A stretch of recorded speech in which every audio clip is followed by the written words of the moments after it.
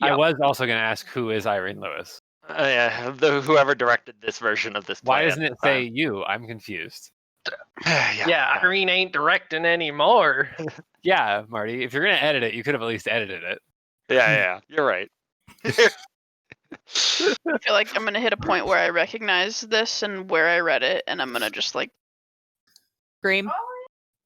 derail again. Huh? Be like, oh Yeah. So I'll try to refrain from doing that. I'll just mute myself. Okay.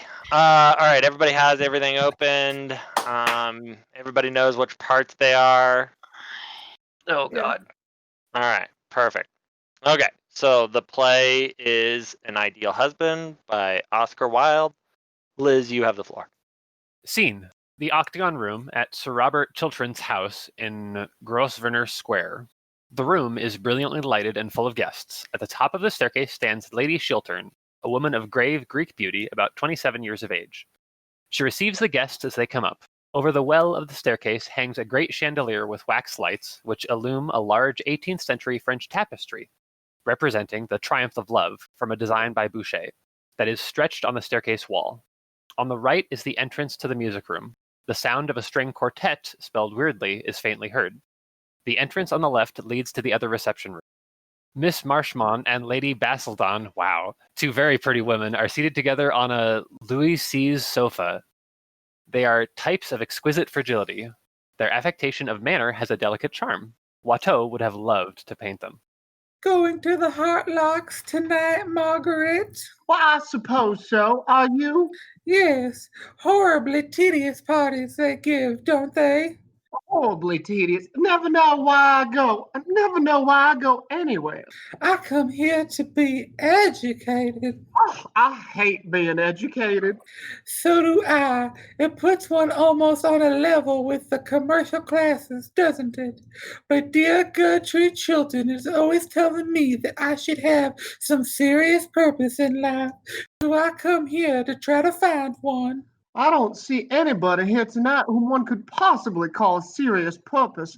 The man who took me into dinner talked to me about his wife the whole time. How very trivial of him. Terribly trivial.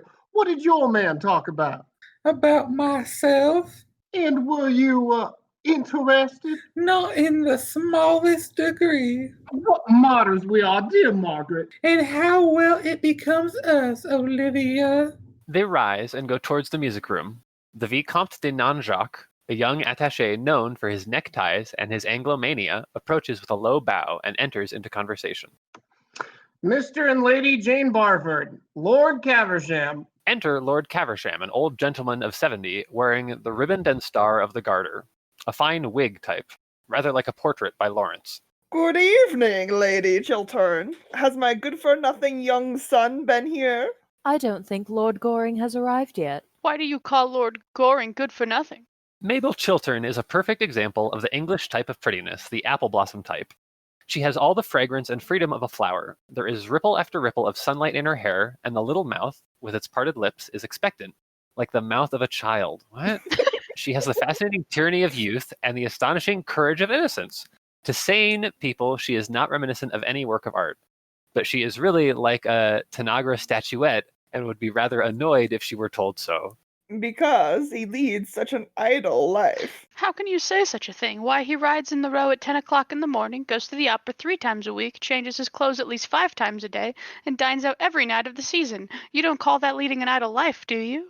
You're a very charming young lady.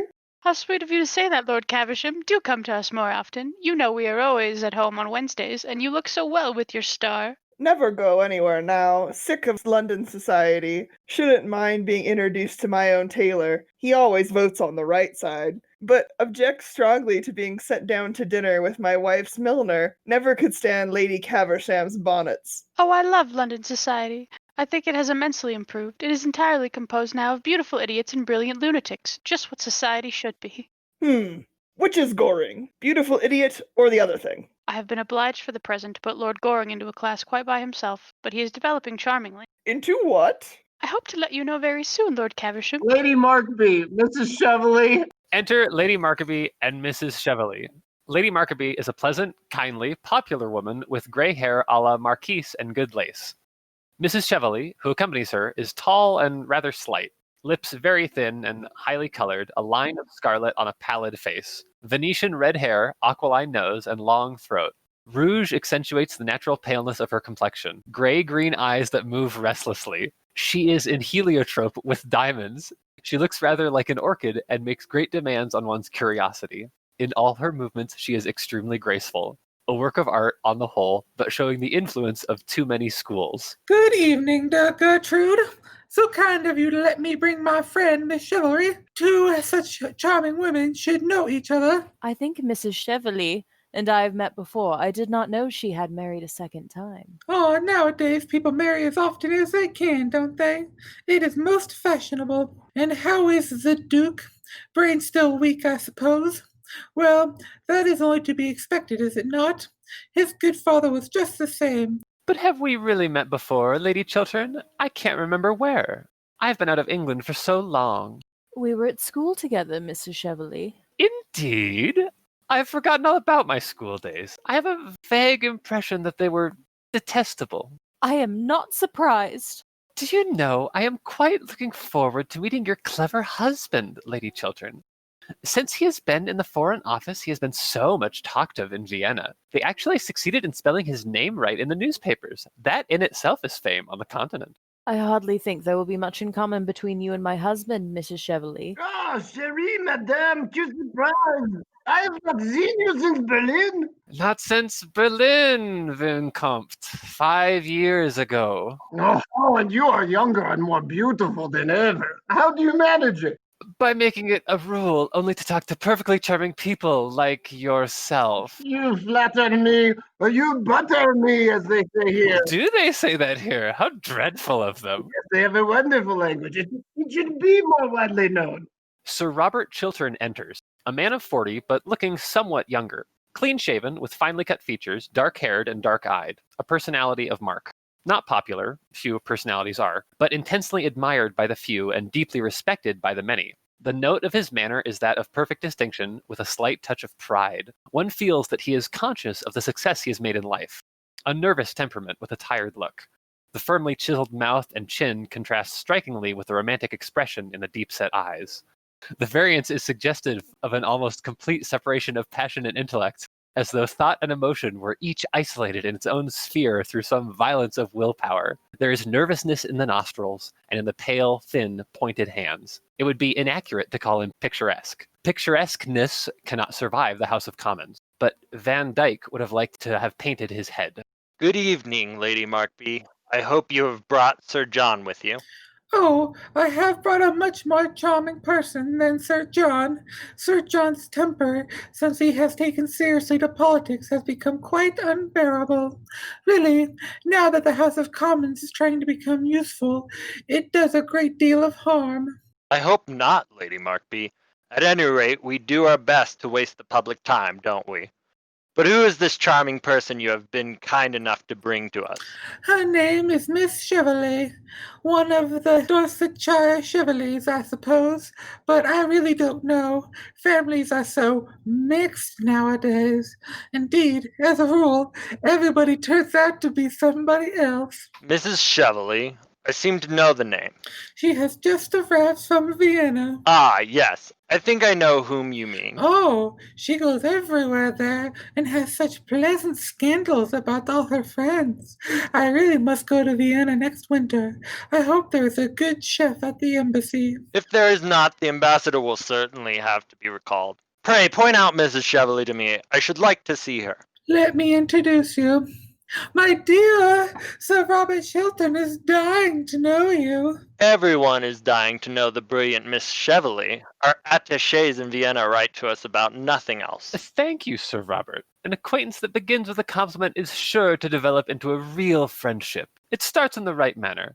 And I find that I know Lady Chiltern already. Really? She has just reminded me that we were at school together. I remember it perfectly now. She always got the good conduct prize.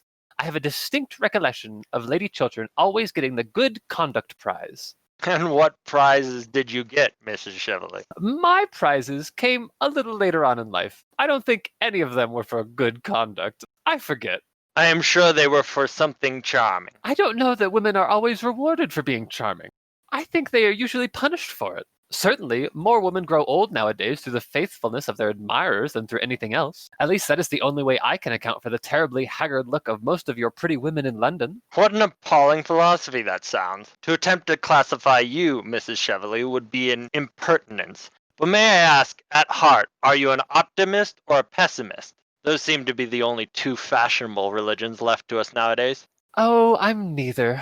Optimism begins in a broad grin, and pessimism ends with blue spectacles. Besides, they are both of them merely poses. You prefer to be natural? Sometimes, but it is such a very difficult pose to keep up. What would those modern psychological novelists of whom we hear so much say to such a theory as that? The strength of women comes from the fact that psychology cannot explain us. Men can be analyzed, women merely adored. You think science cannot grapple with the problem of women? Science can never grapple with the irrational. That is why it has no future before it in this world. And women represent the irrational? Well-dressed women do. I fear I could hardly agree with you there.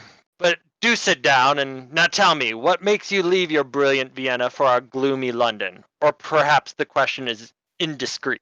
Questions are never indiscreet. Answers sometimes are. Well, at any rate, may I know if it is politics or pleasure? Politics are my only pleasure. You see, nowadays it is not fashionable to flirt till one is 40, or to be romantic till one is 45. So we poor women who are under 30, or say we are, have nothing open to us but politics or philanthropy. And philanthropy seems to me to have become simply the refuge of people who wish to annoy their fellow creatures. I prefer politics. I think they are more becoming. A political life is a noble career. Sometimes, and sometimes it is a clever game, Sir Robert. And sometimes it is a great nuisance. Which do you find it? I? A combination of all three. Allow me. Thanks. But you have not told me yet what makes you honor London so suddenly. Our season is almost over. Oh, I don't care about the London season. It is too matrimonial. People are either hunting for husbands or hiding from them. I wanted to meet you, it is quite true. You know what a woman's curiosity is, almost as great as a man's. I wanted immensely to meet you and to ask you to do something for me. I hope it is not a little thing, Mrs. Cheveley. I find that little things are so very difficult to do.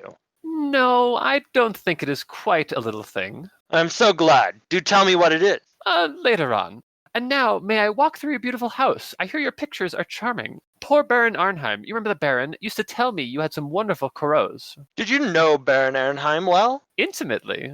Did you? At one time. Wonderful man, wasn't he? He was very remarkable in many ways. I often think it such a pity he never wrote his memoirs. They would have been most interesting. Yes, he knew men and cities well, like the old Greek. Without the dreadful disadvantage of having a Penelope waiting at home for him. Lord Goring. Enter Lord Goring, 34, but always says he is younger. A well-bred, expressionless face. He is clever, but would not like to be thought so.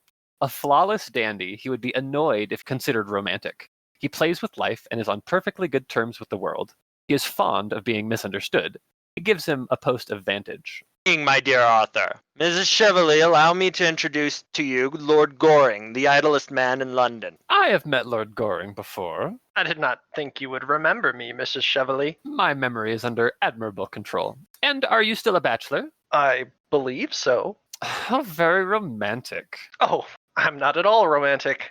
I'm not old enough. I leave romance to my seniors. Lord Goring is the result of Boodle's Club, Mrs. Cheveley. He reflects every credit on the institution. May I ask, are you staying in London long? That depends, partly on the weather, partly on the cooking, and partly on Sir Robert. We're not going to plunge us into a European war, I hope. There is no danger at present. She nods to Lord Goring with a look of amusement in her eyes and goes out with Sir Robert Chiltern. Lord Goring saunters over to Mabel Chiltern. You were very late. Have you missed me? Awfully. Then I'm sorry I did not stay away longer. I like being missed. How very selfish of you. I am very selfish. You are always telling me of your bad qualities, Lord Goring. I have only told you half of them as yet, Miss Mabel. Are the others very bad? Quite dreadful. When I think of them at night, I go to sleep at once. Well, I delight in your bad qualities. I wouldn't have you part with one of them. How very nice of you. But then, you are always nice. By the way, I want to ask you a question, Miss Mabel. Who brought Mrs. Cheveley here? That woman in heliotrope, who just has gone out of the room with your brother. Oh, I think Lady Markby brought her. Why do you ask? I haven't seen her for years, that is all. What an absurd reason. All reasons are absurd. What sort of a woman is she? Oh, a genius in the daytime and a beauty at night. I dislike her already. That shows your admirable good taste. Ah, the English young lady is the dragon of good taste, is she not? Quite the dragon of good taste. So the newspapers are always telling us. I read all your English newspapers. I find them so amusing. Then, my dear Nanjac, you must certainly read between the lines. I should like to, but my professor, he objects. May I have the pleasure of escorting you to the music room, mademoiselle? Delighted, Viscount. Quite delighted. Aren't you coming to the music room? Not if there is any music going on, Miss Mabel.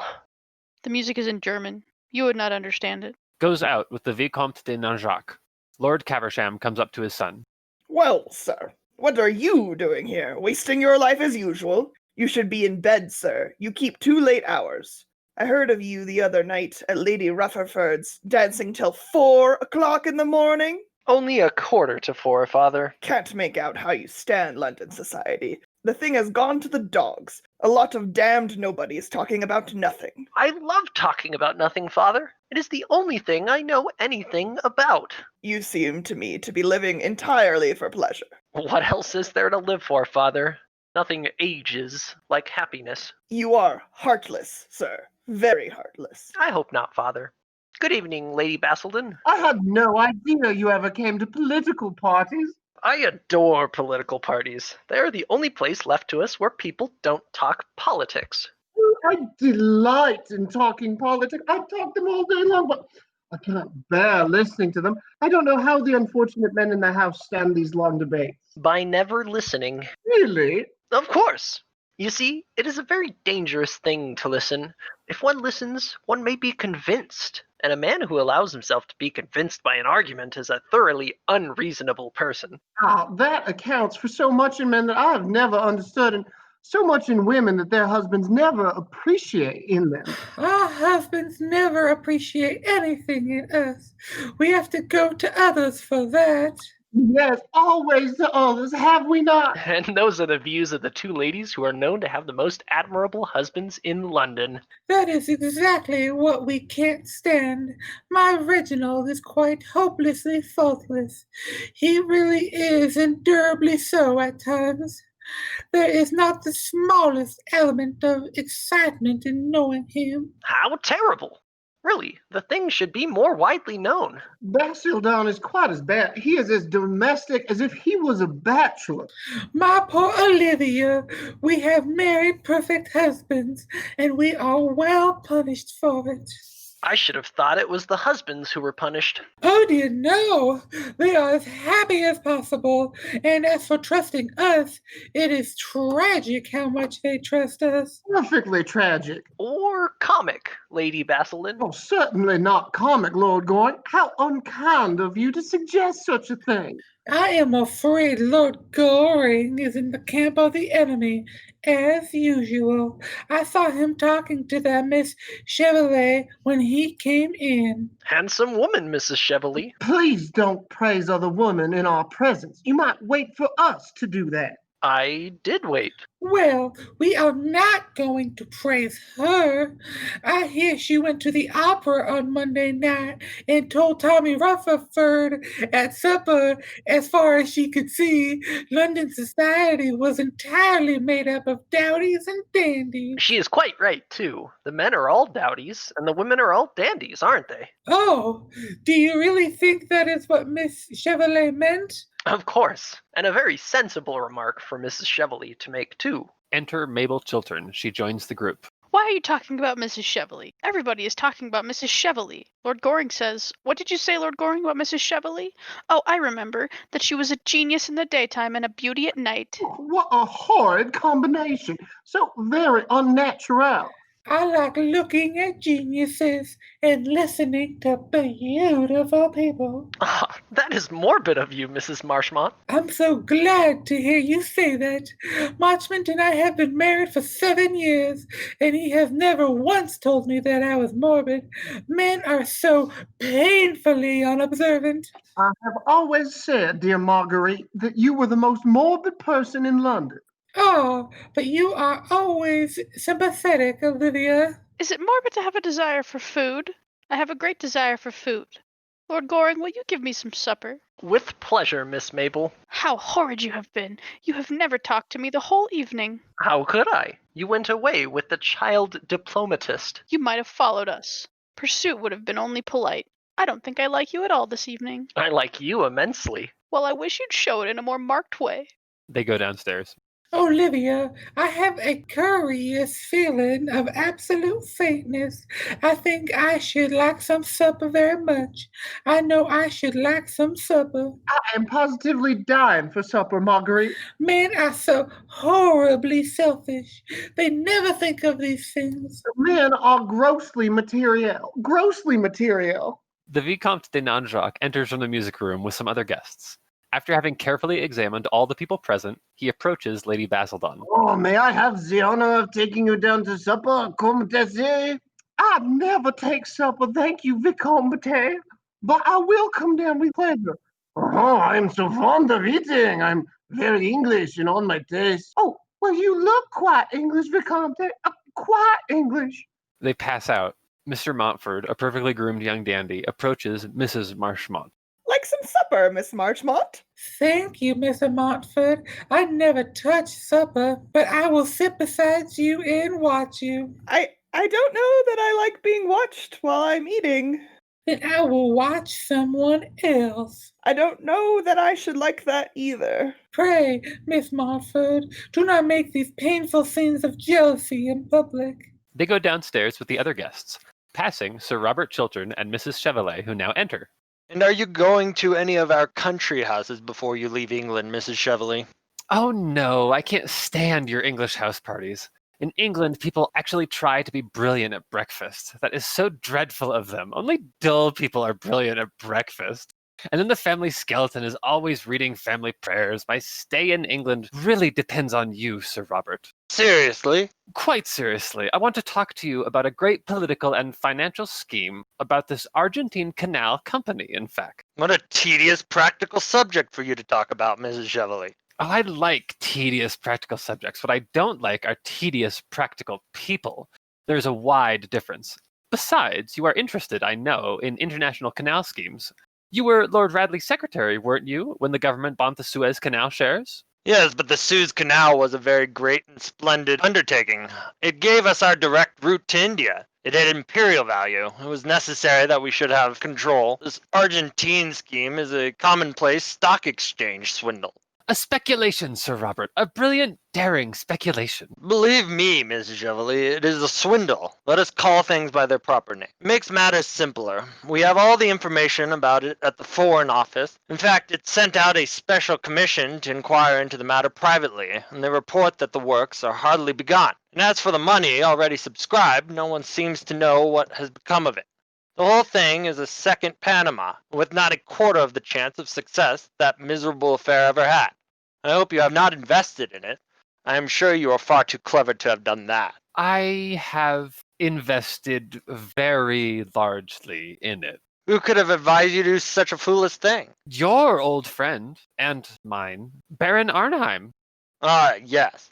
I remember hearing at the time of his death that he had been mixed up in the whole affair. It was his last romance, his last but one, to do him justice. But you have not seen my cards yet. They are in the music room. Cards seem to go with music, don't they? May I show them to you? I am not in a mood tonight for silver twilights or rose-pink dawns. I want to talk business. I fear I have no advice to give you, Mrs. Cheveley, except to interest yourself in something less dangerous. The success of the canal depends, of course, on the attitude of England, and I am going to lay the report of the commissioners before the House tomorrow night. That you must not do. In your own interests, Sir Robert, to say nothing of mine, you must not do that. In my own interests? My dear Mrs. Cheveley, what do you mean? Sir Robert, I will be quite frank with you. I want you to withdraw the report that you had intended to lay down before the House on the ground that you have reasons to believe that the commissioners have been prejudiced or misinformed or something. Then I want you to say a few words to the effect that the government is going to reconsider the question and that you have reason to believe that the canal, if completed, will be of great international value. Do you know, the sort of things ministers say in cases of this kind? A few ordinary platitudes will do. In modern life, nothing produces such an effect as a good platitude. It makes the whole world kin. Will you do that for me? Mr. Cheveley, you cannot be serious in making me such a proposition. I am quite serious. Pray, allow me to believe that you are not. But I am. And if you do what I ask you, I will pay you very handsomely. Pay me. Yes? I am afraid I don't quite understand what you mean. How very disappointing. And I have come all the way from Vienna in order that you should thoroughly understand me. I fear I don't. My dear Sir Robert, you are a man of the world, and you have your price, I suppose. Everybody has nowadays. The drawback is that most people are so dreadfully expensive. I know I am. I hope you will be more reasonable in your terms. If you will allow me, I will call your carriage for you. You have lived so long abroad, Mrs. Cheveley, that you seem to be unable to realize that you are talking to an English gentleman. Detains him by touching his arm with her fan and keeping it there while she is talking. I realize that I am talking to a man who laid the foundation of his fortune by selling to a stock exchange speculator a cabinet secret. What do you mean? I mean that I know the real origin of your wealth and your career, and I have got your letter too. What letter? The letter you wrote to Baron Arnheim when you were Lord Radley's secretary, telling the Baron to buy Suez Canal shares. A letter written 3 days before the government announced its own purchase. It's not true. You thought the letter had been destroyed. How foolish of you! It is in my possession. The affair to which you allude was no more than a speculation. The House of Commons had not yet passed the bill. It might have been rejected. It was a swindle, Sir Robert. Let us call things by their proper names. It makes everything simpler. And now I am going to sell you that letter, and the price I ask for it is your public support of the Argentine scheme. You made your own fortune out of one canal. You must help me and my friends make our fortunes out of another. It is infamous what you propose. Infamous! Oh no! This is the game of life as we all have to play it, Sir Robert, sooner or later. I cannot do what you ask me. You mean you cannot help doing it? You know you are standing on the edge of a precipice, and it is not for you to make terms. It is for you to accept them. Supposing you refuse. What then? My dear Sir Robert, what then? You were ruined, that is all. Remember to what point your Puritanism in England has brought you.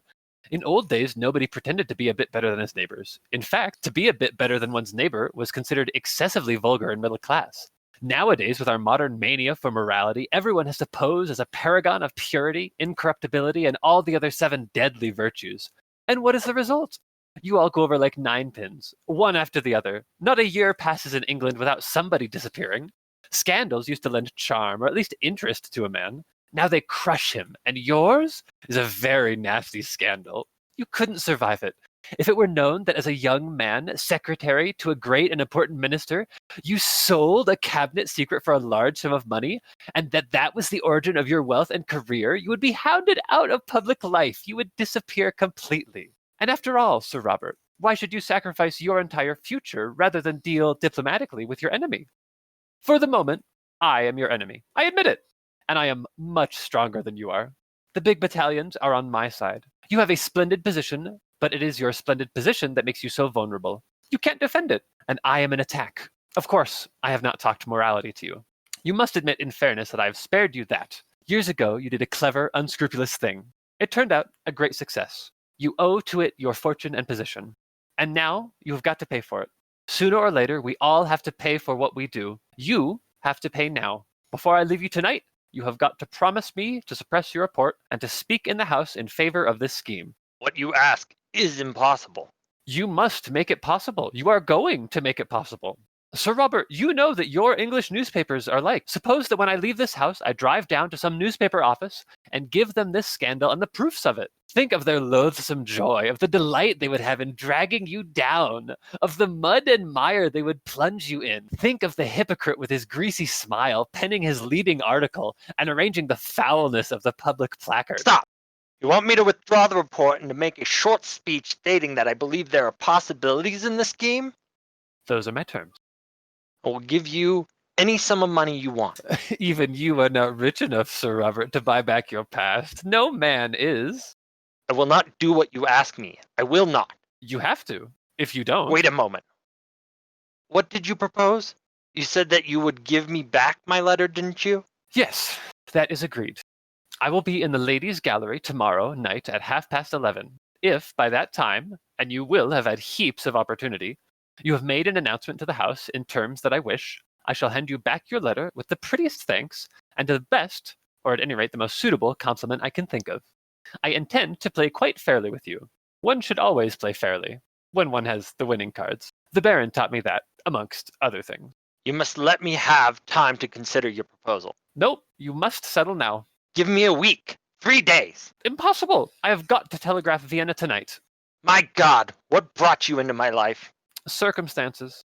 Don't go. I consent. The report shall be withdrawn. I will arrange for a question to be put to me on the subject. Thank you. I knew we should come to an amicable agreement. I understood your nature from the first. I analyzed you, though you did not adore me. And now you can get my carriage for me, Sir Robert. I see the people coming up from supper, and Englishmen always get romantic after a meal, and that bores me dreadfully. Exit Sir Robert Chiltern.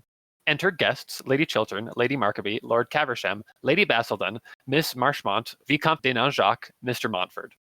Well, Mr. Cheveley, I hope you have enjoyed yourself. Sir Robert is very entertaining, is he not? Most entertaining. I have enjoyed my talk with him immensely. He has had a very interesting and brilliant career, and he has married a most admirable wife. Lady Chiltern is a woman of the very highest principles, I am glad to say. I am a little too old now myself to trouble about setting such a good example, but I always admire people who do. And Lady Chiltern has a very ennobling effect on life, though her dinner parties are rather dull sometimes. But one can't have everything, can one? And now I must go, dear. Shall I call for you tomorrow? Thanks. We might drive in the park at 5. Everything looks so fresh in the park now. Except the people. Perhaps the people are a little jaded. I have often observed that the season as it goes on produces a kind of softening of the brain. However, I think anything is better than high intellectual pressure. That is the most unbecoming thing there is. It makes the noses of young girls so particularly large, and there is nothing so difficult to marry as a large nose. Men do not like them. Good night, dear. Good night, Gertrude. Goes out on Lord Caversham's arm. What a charming house you have, Lady Chiltern. I have spent a delightful evening. It has been so interesting getting to know your husband. Why did you wish to meet my husband, Mrs. Cheveley? Oh, I will tell you. I wanted to interest him in this Argentine canal scheme, of which I dare say you have heard. And I found him most susceptible to reason, I mean. A rare thing in a man. I converted him in 10 minutes. He's going to make a speech in the House tomorrow night in favor of the idea. We must go to the ladies' gallery and hear him. It will be a great occasion. There must be some mistake. That scheme could never have my husband's support. Oh, I assure you, it's all settled. I don't regret my tedious journey from Vienna now. It has been a great success. But of course, for the next 24 hours, the whole thing is a dead secret. A secret? Between whom? Between your husband and myself. Your carriage is here, Mrs. Cheveley. Thanks. Good evening, Lady Chiltern. Good night, Lady Goring. I am at Claridge's. Don't you think you might leave a card? Lady Goring? If you wish it, Mrs. Cheveley. Oh, don't be so solemn about it, or I shall be obliged to leave a card on you. In England, I suppose it would be hardly considered en reg. Abroad, we are more civilized. Will you see me down, Sir Robert? Now that we have both the same interests at heart, we shall be great friends, I hope. Sails out on Sir Robert Chiltern's arm. Lady Chiltern goes to the top of the staircase and looks down at them as they descend. Her expression is troubled. After a little time, she is joined by some of the guests and passes with them into another reception room. What a horrid woman. You should go to bed, Miss Mabel. Lord Goring. My father told me to go to bed an hour ago. I don't see why I shouldn't give you the same advice. I always pass on good advice. It is the only thing to do with it. It is never of any use to oneself. Lord Goring, you are always ordering me out of the room. I think it most courageous of you, especially as I am not going to bed for hours. You can come and sit down if you'd like and talk about anything in the world except the Royal Academy, Mrs. Cheveley, or novels in Scotch dialect. They are not improving subjects. What is this? Someone has dropped a diamond brooch. Quite beautiful, isn't it? I wish it was mine, but Gertrude won't let me wear anything but pearls, and I am thoroughly sick of pearls. They make one look so plain, so good, and so intellectual. I wonder whom the brooch belongs to. I wonder who dropped it. It is a beautiful brooch. It is a handsome bracelet. It isn't a bracelet, it's a brooch. It can be used as a bracelet. Takes it from her and pulling out a green letter case, puts the ornament carefully in it and replaces the whole thing in his breast pocket with the most perfect sang-froid. What are you doing? Miss Mabel, I am going to make a rather strange request to you. Oh, pray do. I've been waiting for it all the evening. Don't mention to anybody that I have taken charge of this brooch. Should anyone write and claim it, let me know at once. That is a strange request. Well, you see, I gave this brooch to somebody once, years ago. You did? Yes. Lady Chiltern enters alone. The other guests have gone. Then I shall certainly bid you good night. Good night, Gertrude. Night, dear. Exit. You saw whom Lady Markby brought here tonight? Yes, it was an unpleasant surprise. What did she come here for? Apparently to try and lure Robert to uphold some fraudulent scheme in which she is interested. The Argentine Canal, in fact. She has mistaken her man, hasn't she? She is incapable of understanding an upright nature like my husband's. Yes. I should fancy she came to grief if she tried to get Robert into her toils. It is extraordinary what astounding mistakes clever women make. I don't call women of that kind clever. I call them stupid. Same thing, often. Good night, Lady Chiltern. Good night. Enter Sir Robert Chiltern. My dear Arthur, you're not going. Do stop a little. Afraid I can't, thanks. I have promised to look in at the Heartlocks. I believe they have got a mauve Hungarian band that plays mauve Hungarian music. See you soon. Goodbye. Exit. How beautiful you look tonight, Gertrude. Robert, it is not true, is it? You are not going to lend your support to this Argentine speculation. You couldn't. Who told you I intended to do so? That woman who has just gone out, Mrs. Cheveley, as she calls herself now, she seemed to taunt me with it. Robert, I know this woman. You don't. We were at school together. She was untruthful, dishonest, an evil influence on everyone whose trust or friendship she could win. I hated, I despised her. She stole things. She was a thief. She was sent away for being a thief. Why do you let her influence you? Gertrude, what you tell me may be true, but it happened many years ago. It is best forgotten. Mrs. Cheveley may have changed since then. No one should be entirely judged by their past. One's past is what it is. It is the only way by which people should be judged. That is a hard saying, Gertrude. It is a true saying, Robert. And what did she mean by boasting that she had got you to lend your support, your name, to a thing I have heard you describe as the most dishonest and fraudulent scheme there has ever been in political life? I was mistaken in the view I took. We all may make mistakes. But you told me yesterday that you had received the report from the commission and that it entirely condemned the whole thing.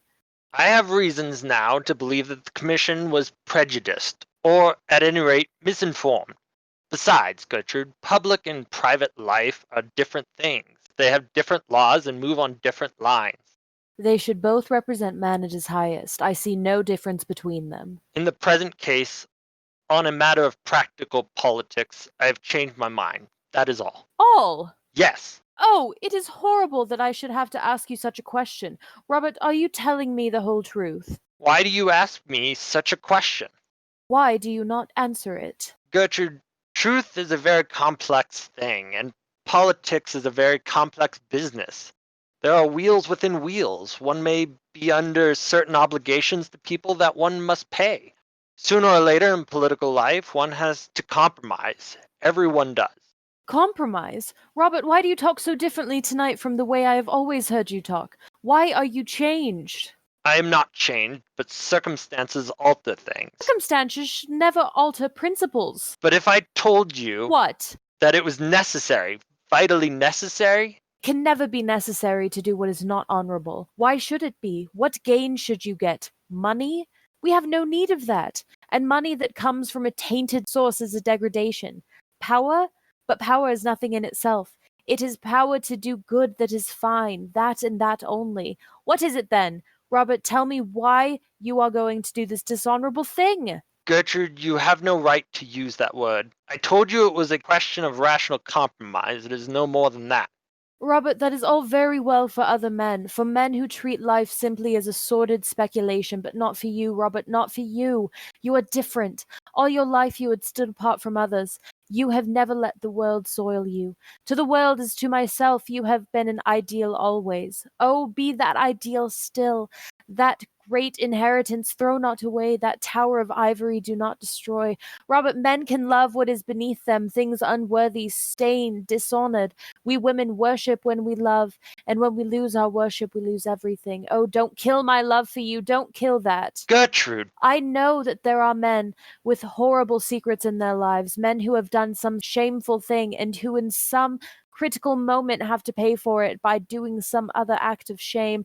Oh, don't tell me you are such as they are. Robert, is there in your life any secret dishonor or disgrace? Tell me at once that what? That our lives may drift apart. Drift apart? That they may be entirely separate. It would be better for us both. Gertrude, there's nothing in my past life that you might not know. I was sure of it, Robert, I was sure of it, but why did you say those dreadful things so unlike your real self? Don't let us ever talk about the subject again. You will write, won't you, to Mrs. Cheveley and tell her that you cannot support this scandalous scheme of hers. If you have given her any promise, you must take it back, that is all. Must I write and tell her that? Surely, Robert, what else is there to do? I might see her personally. It would be better. You must never see her again, Robert. She is not a woman you should ever speak to. She is not worthy to talk to a man like you. No, you must write to her at once, now, this moment, and let your letter show her that your decision is quite irrevocable. Write this moment. Yes. But it is so late. It is close on 12. That makes no matter. She must know at once that she has been mistaken in you, and that you are not a man to do anything base or underhand or dishonorable. Write here, Robert. Write that you decline to support this scheme of hers, as you would hold it to be a dishonest scheme. Yes, write the word dishonest. She knows what the word means. Sir Robert Chiltern sits down and writes a letter. His wife takes it up and reads it. Yes, that will do. Rings bell. And now the envelope. He writes the envelope slowly. Enter Mason. Have this letter sent at once to Claridge's Hotel. There is no answer. Exit. Lady Chiltern kneels down beside her husband and puts her arms around him. Robert, love gives one an instinct to things. I feel tonight that I have saved you from something that might have been a danger to you, from something that might have made men honor you less than they do. I don't think you realize sufficiently, Robert, that you have brought into the political life of our time a nobler atmosphere, a finer attitude towards life, a freer air of purer aims and higher ideals. I know it, and for that I love you, Robert. Oh, love me always, Gertrude. Love me always. I will love you always because you will always be worthy of love. We must love the highest when we see it. Kisses him and rises and goes out. Sir Robert Chiltern walks up and down for a moment, then sits down and buries his face in his hands. The servant enters and begins pulling out the lights. Sir Robert Chiltern looks up. Put out the lights, Mason. Put out the lights. The servant puts out the lights. The room becomes almost dark. The only light there is comes from the great chandelier that hangs over the staircase and illumes the tapestry of the triumph of love. Act drop. All right. Anybody need a break? Act drop. Mm-hmm. I mean, I'm fine, but I'm fine. All right. Let's keep it rolling then. Tight. Liz, you have the Second act. I know. floor. I got it, Marty. God. Jesus Christ, Liz. Just This read is the a- lines. Oh, we're recording this. Morning room at Sir Robert Chiltern's house. Lord Goring. God damn it. So weird. Clearly pathological at this point. Lord Goring, dressed in the height of fashion, is lounging in an armchair. Sir Robert Chiltern is standing in front of the fireplace. He is evidently in a state of great mental excitement and distress. As the scene progresses, he paces nervously up and down the room. My dear Robert, it's a very awkward business, very awkward indeed. You should have told your wife the whole thing. Secrets from other people's wives are a necessary luxury in modern life. At least I am always told at the club by people who are bald enough to know better. But no man should have a secret from his own wife. She invariably finds it out. Women have a wonderful instinct about things. They can discover everything except the obvious. Though I couldn't tell my wife. When could I have told her? Not last night. It would have made a lifelong separation between us, and I would have lost the love of the woman in the world I worship, of the only woman who has ever stood love within me. Last night it would have been quite impossible. She would have turned from me in horror and in contempt. Is Lady Chiltern as perfect as all that? Yes, my wife is as perfect as all that. What a pity! I beg your pardon, my dear fellow, I didn't quite mean that, but if what you tell me is true, I should like to have a serious talk about life with Lady Chiltern. It would be quite useless. May I try? Yes, but nothing could make her alter her views. Well, at the worst, it would simply be a psychological experiment. All such experiments are terribly dangerous. Everything is dangerous, my dear fellow. If it wasn't so, life wouldn't be worth living. Well, I am bound to say that I think you should have told her years ago. When? When we were engaged? Do you think she would have married me if she had known that the origin of my fortune is such as it is, the basis of my career such as it is, and that I had done a thing that I suppose most men would call shameful and dishonorable? Yes, most men would call it ugly names, there is no doubt of that. Men who every day do something of the same kind themselves. Men who, each one of them, have worse secrets in their own lives. That is the reason they are so pleased to find out other people's secrets. It distracts public attention from their own. And after all, whom did I wrong by what I did? No one. Except yourself, Robert. Of course, I had private information about a certain transaction contemplated by the government of the day, and I acted on it. Private information is practically the source of every large modern fortune. And public scandal invariably the result. Arthur, do you think that what I did nearly 18 years ago should be brought up against me now? Do you think it fair that a man's whole career should be ruined for a fault done in one's boyhood almost? I was 22 at the time and had the double misfortune of being well born and poor, two unforgivable things nowadays. It is fair that the folly, the sin of one's youth, if men choose to call it a sin, should wreck a life like mine, should place me in the pillory, should shatter all that I have worked for, all that I've built up. Is it fair, Arthur? Life is never fair, Robert, and perhaps it is a good thing for most of us that it is not. Every man of ambition has to fight his century with its own weapons. What this century worships is wealth. The god of this century is wealth. To succeed, one must have wealth. At all costs, one must have wealth. You underrate yourself, Robert. Believe me, without wealth, you could have succeeded just as well. When I was old, perhaps, when I had lost my passion for power or could not use it, when I was tired, worn out, disappointed, I wanted my success when I was young. Youth is the time for success. I couldn't wait. Well, you certainly have had your success while you are still young. No one in our day has had such a brilliant success. Undersecretary for Foreign Affairs at the age of 40. That's good enough for anyone, I should think. And if it is all taken away from me now, if I lose everything over a horrible scandal, if I am hounded from public life? Robert, how could you have sold yourself for money? I did not sell myself for money. I bought success at a great price. That is all. Yes, you certainly paid a great price for it. But what first made you think of doing such a thing? Baron Arnheim. Damned scoundrel. No, he was a man of a most subtle and refined intellect, a man of culture, charm, and distinction, one of the most intellectual men I ever met. Ah, I prefer a gentlemanly fool any day. There is more to be said for stupidity than people imagine. Personally, I have a great admiration for stupidity. It is a sort of fellow feeling, I suppose. But how did he do it? Tell me the whole thing. One night after dinner at Lord Radley's, the Baron began talking about success in modern life as something that one could reduce to an absolutely definite science. With that wonderfully fascinating, quiet voice of his, he expounded to us the most terrible of all philosophies, the philosophy of power. Preached to us the most marvelous of all gospels, the gospel of gold. I think he saw the effect he had produced on me, for some days afterwards he wrote and asked me to come and see him. He was living then in Park Lane in the house Lord Woolcombe has now.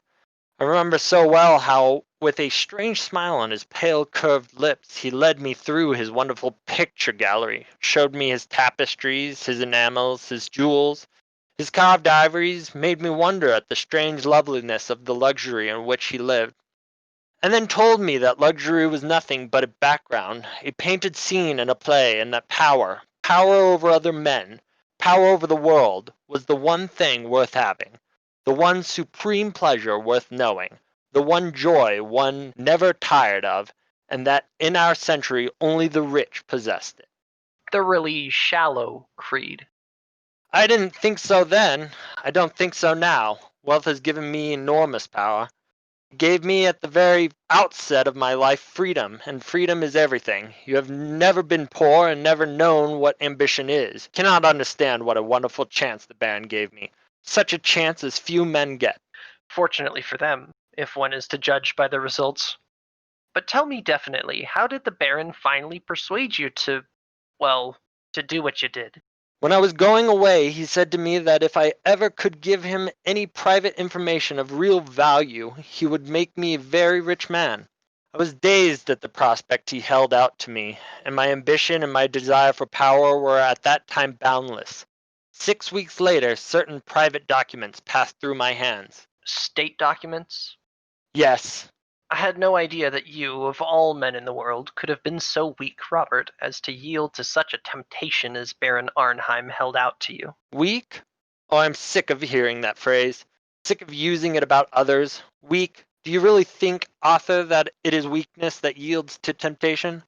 I tell you that there are terrible temptations that it requires strength and courage to yield to stake all one's life on a single moment, to risk everything on one throw. Whether the stake be power or pleasure, I care not. There is no weakness in that. There is a terrible courage. I had that courage. I sat down the same afternoon and wrote Baron Arnheim the letter this woman now holds. He made $750,000 over the transaction.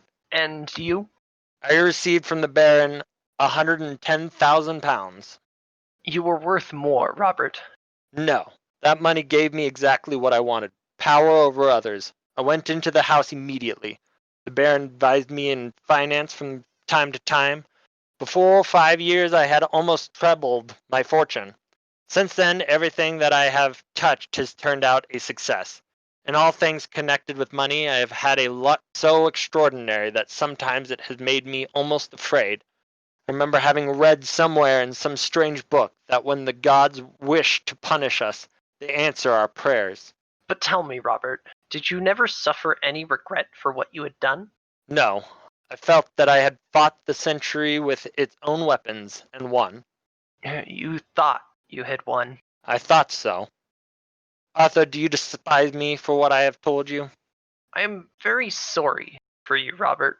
Very sorry indeed. I don't say that I suffered any remorse. I didn't. Not remorse in the ordinary, rather silly sense of the word. But I have paid conscious money many times. I had a wild hope that I might disarm destiny. The sum Baron Arnheim gave me I have distributed twice over in public charities since then. In public charities? Dear me, what a lot of harm you must have done, Robert. Oh, don't say that, Arthur. Don't talk like that. Never mind what I say, Robert. I'm always saying what I shouldn't say. In fact, I usually say what I really think. A great mistake nowadays. It makes one so liable to be misunderstood. As regards this dreadful business, I will help you in whatever way I can. Of course you know that. Thank you, Arthur. Thank you. But what is to be done? What can be done? Well, the English can't stand a man who is always saying he is in the right, but they are very fond of a man who admits that he has been in the wrong. It is one of the best things in them. However, in your case, Robert, a confession would not do. The money, if you will allow me to say so, is awkward. Besides, if you did make a clean breast of the whole affair, you would never be able to talk morality again. And in England, the man who can't talk morality twice a week to a large, popular, immoral audience is quite over as a serious politician. There would be nothing left for him as a profession except botany or the church. A confession would be of no use. It would ruin you. It would ruin me. Arthur, the only thing for me to do now is to fight the thing out. I was waiting for you to say that, Robert. It is the only thing to do now, and you must begin by telling your wife the whole story. That I will not do. Robert, believe me, you are wrong. I couldn't do it. It would kill her love for me. And now about this woman, this Mrs. Cheveley. How can I defend myself against her? You knew her before, Arthur, apparently. Yes. Did you know her well? So little that I got engaged to be married to her once when I was staying at the Tenbys. The affair lasted for 3 days, nearly. Why was it broken off? Oh, I forget. At least it makes no matter. By the way, have you tried her with money? She used to be confoundedly fond of money. I offered her any sum she wanted. She refused. Then the marvelous gospel of gold breaks down sometimes. The rich can't do everything, after all. Not everything. I suppose you were right. Arthur, I feel that public disgrace is in store for me. I feel certain of it. I never knew what terror was before. I know it now. It is as if a hand of ice were laid upon one's heart. It is as if one's heart were beating itself to death in some empty hollow. Robert, you must fight her. You must fight her. But how? I can't tell you how at present. I have not the smallest idea, but everyone has some weak point. There is some flaw in each of us. My father tells me that even I have faults. Perhaps I have. I don't know. I'm defending myself against Mrs. Cheveley. I have a right to use any weapon I can find, have I not? In your place, I don't think I should have the smallest scruple in doing so. She is thoroughly well able to take care of herself. Well, I shall send a cipher telegram to the embassy in Vienna to inquire if there is anything known against her. There may be some secret scandal she might be afraid of. Oh, I should fancy Mrs. Cheveley is one of those very modern women of our time who find a new scandal as becoming as a new bonnet, and air them both in the park every afternoon at 5:30. I am sure she adores scandals, and that the sorrow of her life at present is that she can't manage to have enough of them. Why do you say that? Well, she wore far too much rouge last night, and not quite enough clothes. That is always a sign of despair in a woman. But it is worthwhile my riding to Vienna, is it not? It is always worthwhile asking a question, though it is not always worthwhile answering one. Enter Mason. Is Mr. Trafford in his room? Yes, Sir Robert. Tell him to have this sent off in cipher at once. There must not be a moment's delay. Yes, Sir Robert. Oh, just give that back to me again. Writes something on the envelope. Mason then goes out with the letter. She must have had some curious hold over Baron Ernheim. I wonder what it was. I wonder. I will fight her to the death, as long as my wife knows nothing. Oh, fight in any case. In any case. If my wife found out, there would be little left to fight for. Well, as soon as I hear from Vienna, I shall let you know the result. It is a chance, just a chance, but I believe in it. And as I fought the age with its own weapons, I will fight her with her weapons. It is only fair, and she looks like a woman with a past, doesn't she? Most pretty women do. But there is a fashion in past just as there is a fashion in frocks. Perhaps Mrs. Cheveley's past is merely a slightly décolleté one, and they are excessively popular nowadays. Besides, my dear Robert, I should not build too high hopes on frightening Mrs. Cheveley. I should not fancy Mrs. Cheveley is a woman who would be easily frightened. She has survived all her creditors, and she knows wonderful presence of mind. Oh, I live on hopes now. I clutch at every chance. I feel like a man on a ship that is sinking. The water is round my feet, and the very air is bitter with storm. Hush! I hear my wife's voice. Enter Lady Chiltern in a walking dress. Good afternoon, Lord Goring. Good afternoon, Lady Chiltern. Have you been in the park? No, I have just come from the Women's Liberal Association, where, by the way, Robert, your name was received with loud applause, and now I have come in to have my tea. You will wait and have some tea, won't you? I'll wait for a short time, thanks. I will be back in a moment. I am only going to take my hat off. Oh, please don't. It is so pretty. One of the prettiest hats I ever saw. I hope the Women's Liberal Association received it with loud applause. We have much more important work to do than look at each other's bonnets, Lord Goring. Really? What sort of work? Oh, dull, useful, delightful things. Factory acts, female inspectors, the 8 Hours Bill, the parliamentary franchise. Everything, in fact, that you would find thoroughly uninteresting. And never bonnets? Never bonnets, never. Lady Chiltern goes out through the door leading to her boudoir. You have been a good friend to me, Arthur. A thoroughly good friend. I don't know that I have been able to do much for you, Robert, as yet. In fact, I have not been able to do anything for you as far as I can see. I am thoroughly disappointed with myself. You have enabled me to tell you the truth. That is something. The truth has always stifled me. Ah, the truth is a thing I get rid of as soon as possible. Bad habit, by the way. Makes one very unpopular at the club with the older members. They call it being conceited. Perhaps it is. I would to God that I had been able to tell the truth, to live the truth. Ah, that it is the great thing in life, to live the truth. I'll see you soon again, Arthur, shan't I? Certainly. Whenever you like. I'm going to look in at the bachelor's ball tonight, unless I find something better to do, but I'll come around tomorrow morning. If you should want me tonight by any chance, send round a note to Curzon Street. Thank you. As he reaches the door, Lady Chiltern enters from her boudoir. You are not going, Robert. I have some letters to write, dear. You work too hard, Robert. You never seem to think of yourself, and you are looking so tired. It is nothing, dear, nothing. He kisses her and goes out. Do sit down. I am so glad you have called. I want to talk to you about, well, not about bonnets or the Women's Liberal Association. You take far too much interest in the first subject and nearly not enough in the second. You want to talk about Mrs. Cheveley? Yes, you have guessed it. After you left last night, I found out what she had said was really true.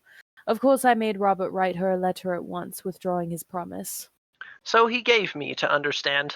To have kept it would have been the first stain on a career that has been stainless always. Robert must be above reproach. He is not like other men. He cannot afford to do what other men do. Don't you agree with me? You are Robert's greatest friend. You are our greatest friend, Lord Goring. No one except myself knows Robert better than you do. He has no secrets from me, and I don't think he has any from you. He certainly has no secrets from me. At least, I don't think so. Then am I not right in my estimate of him? I know I am right, but speak to me frankly. Quite frankly, Surely. You have nothing to conceal, have you? nothing. But, my dear Lady Chiltern, I think, if you will allow me to say so, that in practical life, Of which you know so little, Lord Goring. of which I know nothing by experience, though I know something by observation. I think that in practical life there is something about success, actual success, that is a little unscrupulous, something about ambition that is unscrupulous always. Once a man has set his heart and soul on getting to a certain point, if he has to climb the crag, he climbs the crag. If he has to walk in the mire, Well, he walks in the mire. Of course, I am only talking generally about life. I hope so. Why do you look at me so strangely, Lord Goring? Lady Chiltern, I have sometimes thought that perhaps you are a little hard in some of your views on life. I think that often you don't make sufficient allowances. In every nature, there are elements of weakness, or worse than weakness. Supposing, for instance, that any public man, my father or Lord Merton or Robert, say, had years ago written some foolish letter to someone. What do you mean by a foolish letter? A letter gravely compromising one's position. I am only putting an imaginary case. Robert is as incapable of doing a foolish thing as he is of doing a wrong thing. Nobody is incapable of doing a foolish thing. Nobody is incapable of doing a wrong thing. Are you a pessimist? What will the other dandies say? They will all have to go into mourning. No, Lady Chiltern, I am not a pessimist. Indeed, I am not sure that I quite know what pessimism really is, really means. All I do know is that life cannot be understood without much charity, cannot be lived without much charity. It is love, and not German philosophy, that is the true explanation of this world, whatever may be the explanation of the next. And if you are ever in trouble, Lady Chiltern, trust me absolutely, and I will help you in every way I can. If you ever want me, come to me for my assistance, and you shall have it. Come at once to me. Lord Goring, you are talking quite seriously. I don't think I ever heard you talk seriously before. You must excuse me, Lady Chiltern. It won't occur again if I can help it. But I like you to be serious. Enter Mabel Chiltern in a most ravishing frock. Dear Gertrude, don't say such a dreadful thing to Lord Goring. Seriousness would be very unbecoming to him. Good afternoon, Lord Goring. Pray be as trivial as you can. I should like to, Miss Mabel, but I am afraid I am a little out of practice this morning, and besides, I have to be going now. Just when I have come in. What dreadful manners you have. I'm sure you were very badly brought up. I was. I wish I had brought you up. I'm so sorry that you didn't. Is it too late now, I suppose? I'm not so sure. Will you ride tomorrow morning? Yes, at 10. Don't forget. Of course I shan't. By the way, Lady Chiltern, there is no list of your guests in the Morning Post of today. It has apparently been crowded out by the City Council, or the County Council, or the Lambeth Conference, or something equally boring. Could you let me have a list? I have a particular reason for asking you. I am sure Mr. Trafford will be able to give you one. Thanks so much. Tommy is the most useful person in London. And who is the most ornamental? I am. How clever of you to guess it. Goodbye, Lady Chiltern. You will remember what I said to you, won't you? Yes, but I don't know why you said it to me. I hardly know myself. Goodbye, Miss Mabel. I wish you were not going. I have had 4 wonderful adventures this morning. 4.5, in fact. You might stop and listen to some of them. How very selfish of you to have 4.5. There won't be any left for me. I don't want you to have any. They would not be good for you. That is the first unkind thing you have ever said to me. How charmingly you said it. 10 tomorrow. Sharp. Quite sharp. But don't bring Mr. Trafford. Of course I shan't bring Tommy Trafford. Tommy Trafford is in great disgrace. I'm delighted to hear it. Bows and goes out.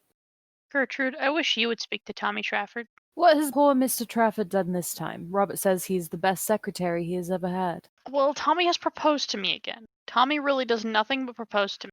He proposed to me last night in the music room when I was quite unprotected, as there was an elaborate trio going on. I didn't dare to make the smallest repartee, I need hardly tell you. If I had, it would have stopped the music at once. Musical people are so absurdly unreasonable. They always want one to be perfectly dumb at the very moment when one is longing to be absolutely deaf. Then he proposed to me in broad daylight this morning, in front of that dreadful statue of Achilles. Really, the things that go on in front of that work of art are quite appalling. The police should interfere. At luncheon, I saw by the glare in his eye that he was going to propose again, and I just managed to check him in time by assuring him that I was a bimetallist. Fortunately, I don't know what bimetallism means, and I don't believe anybody else does either. But the observation crushed Tommy for 10 minutes. He looked quite shocked, and then Tommy is so annoying in the way he proposes. If he proposed at the top of his voice, I should not mind so much. That might produce some effect on the public. But he does it in a horrid, confidential way. When Tommy wants to be romantic, he talks to one just like a doctor. I am very fond of Tommy, but his methods of proposing are quite out of date. I wish, Gertrude, you would speak to him and tell him that once a week is quite often enough to propose to anyone, and that it should always be done in a manner that attracts some attention. Dear Mabel, don't talk like that. Besides, Robert thinks very highly of Mr. Trafford. He believes he has a brilliant future before him. Oh, I wouldn't marry a man with the future before him for anything under the sun. Mabel! I know, dear. You married a man with a future, didn't you? But then Robert was a genius, and you have a noble, self-sacrificing character. You can stand geniuses. I have no character at all, and Robert is the only genius I could ever bear. As a rule, I think they are quite impossible. Geniuses talk so much, don't they? Such a bad habit, and they are always thinking about themselves when I want them to be thinking about me. I must go round now and rehearse at Lady Basildon's. You remember, we are having a tableau, don't you? The triumph of something. I don't know what. Hopefully it will be triumph for me. Only triumph I am really interested in at present. Kisses Lady Chiltern and goes out, then comes running back. Oh, Gertrude, do you know who is coming to see you? That dreadful Mrs. Cheveley in a most lovely gown. Did you ask her? Mrs. Cheveley coming to see me? Impossible! I assure you she is coming upstairs, as large as life and not nearly so natural. You need not wait, Mabel. Remember Lady Basildon is expecting you. Oh, I must shake hands with Lady Markby. She is delightful. I love being scolded by her. Enter Mason. Lady Markby, Mrs. Cheveley. Enter Lady Markby and Mrs. Cheveley. Dear Lady Markby, how nice of you to come and see me. Won't you sit down, Mrs. Cheveley? Thanks. Isn't that Miss Chiltern? I should like so much to know her. Mabel, Mrs. Cheveley wishes to know you. I thought your frock so charming last night, Miss Chiltern. So simple and suitable. Really? I must tell my dressmaker. It will be such a surprise to her. Goodbye, Lady Markby. Going already? I am so sorry, but I am obliged to. I am just off to rehearsal. I have got to stand on my head in some tableau. On your head, child? Oh, I hope not.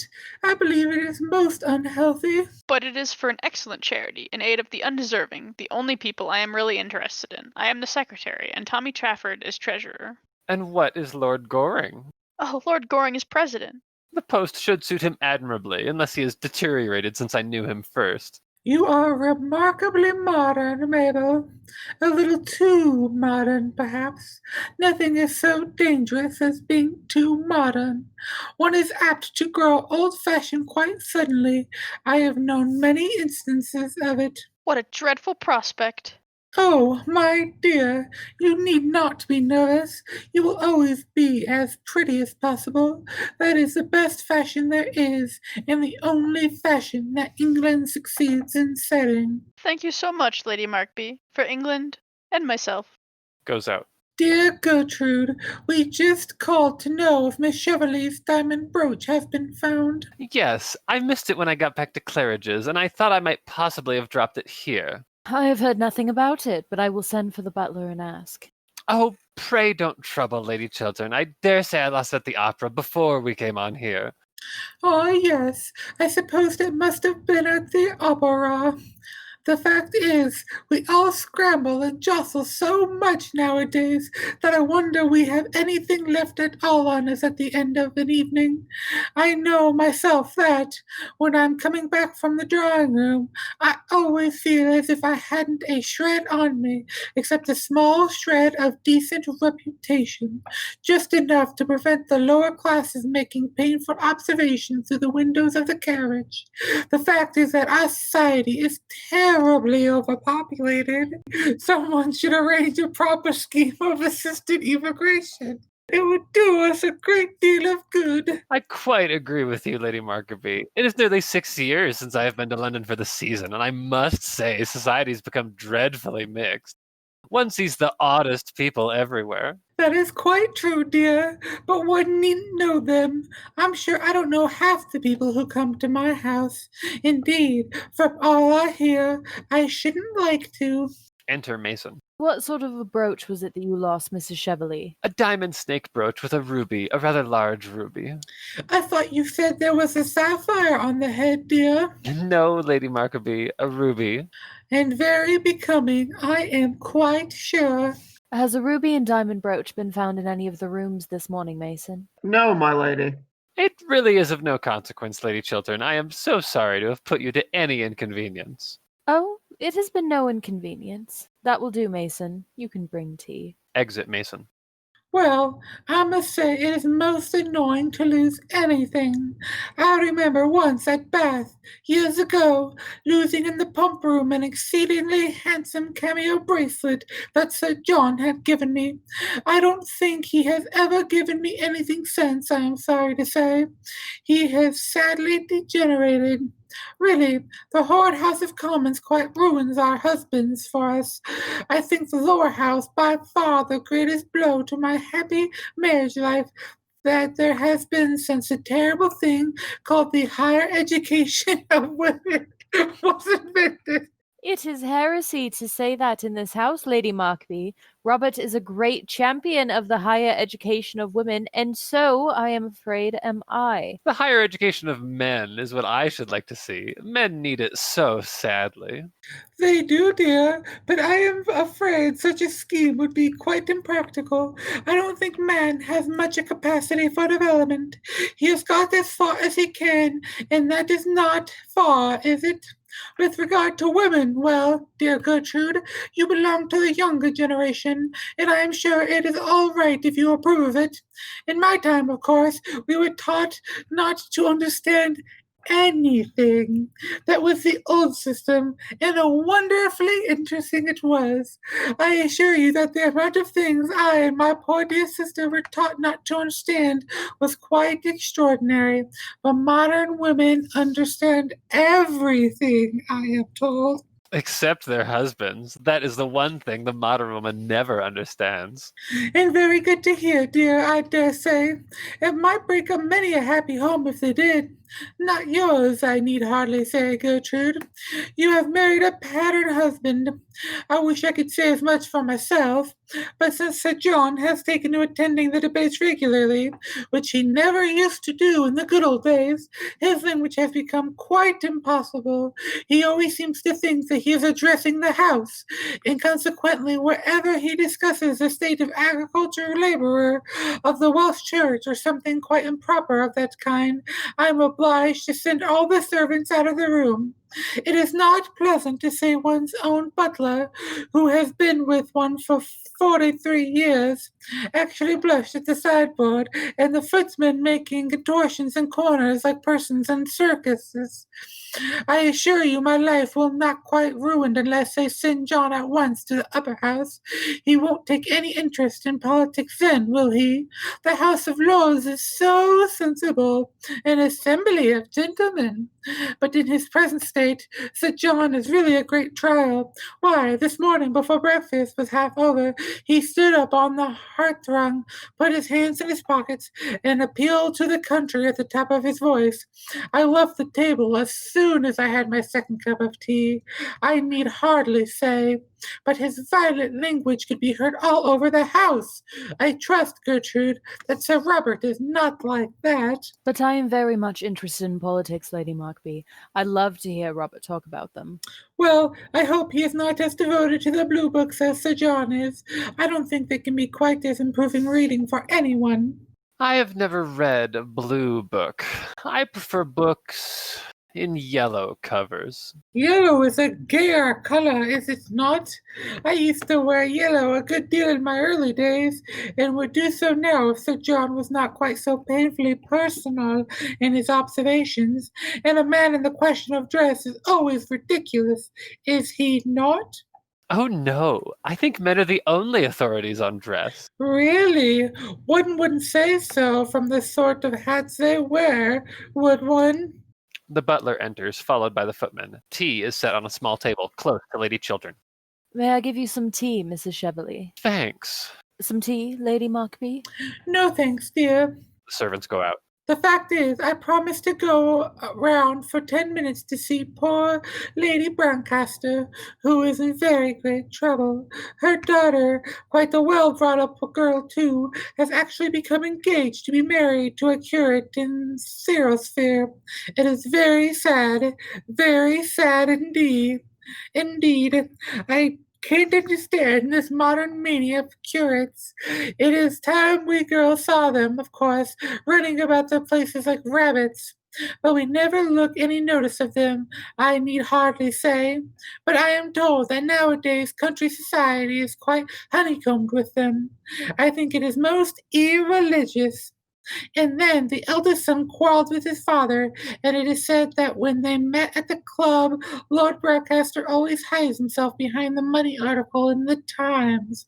However, I believe that is quite common occurrence nowadays, in that they have to take in extra copies of the Times at all the clubs in St. James Street. There are so many sons who won't have anything to do with their fathers, and so many fathers who won't speak to their sons. I think myself it is very much to be regretted. So do I. Fathers have so much to learn from their sons nowadays. Really, dear? What? The art of living, the only really fine art we have produced in modern times. Ah, I am afraid Lord Brancaster knew a good deal about that, more than his poor wife ever did. You know Lady Brancaster, didn't you, dear? Just slightly. She was staying at Langton last autumn when we were there. Well, like all Scotch women, she looks the very picture of happiness, as no doubt you noticed, but there were so many tragedies in her family, besides this affair to the curate. Her own sister, Miss Jekyll, had a most unhappy life, though no fault of her own, I am sorry to say. She ultimately was so broken-hearted that she went into a convent, or on the operatic stage. I forget which. No, I think it was a decorative art needlework she took up. I know she had lost a lot of sense of pleasure in life.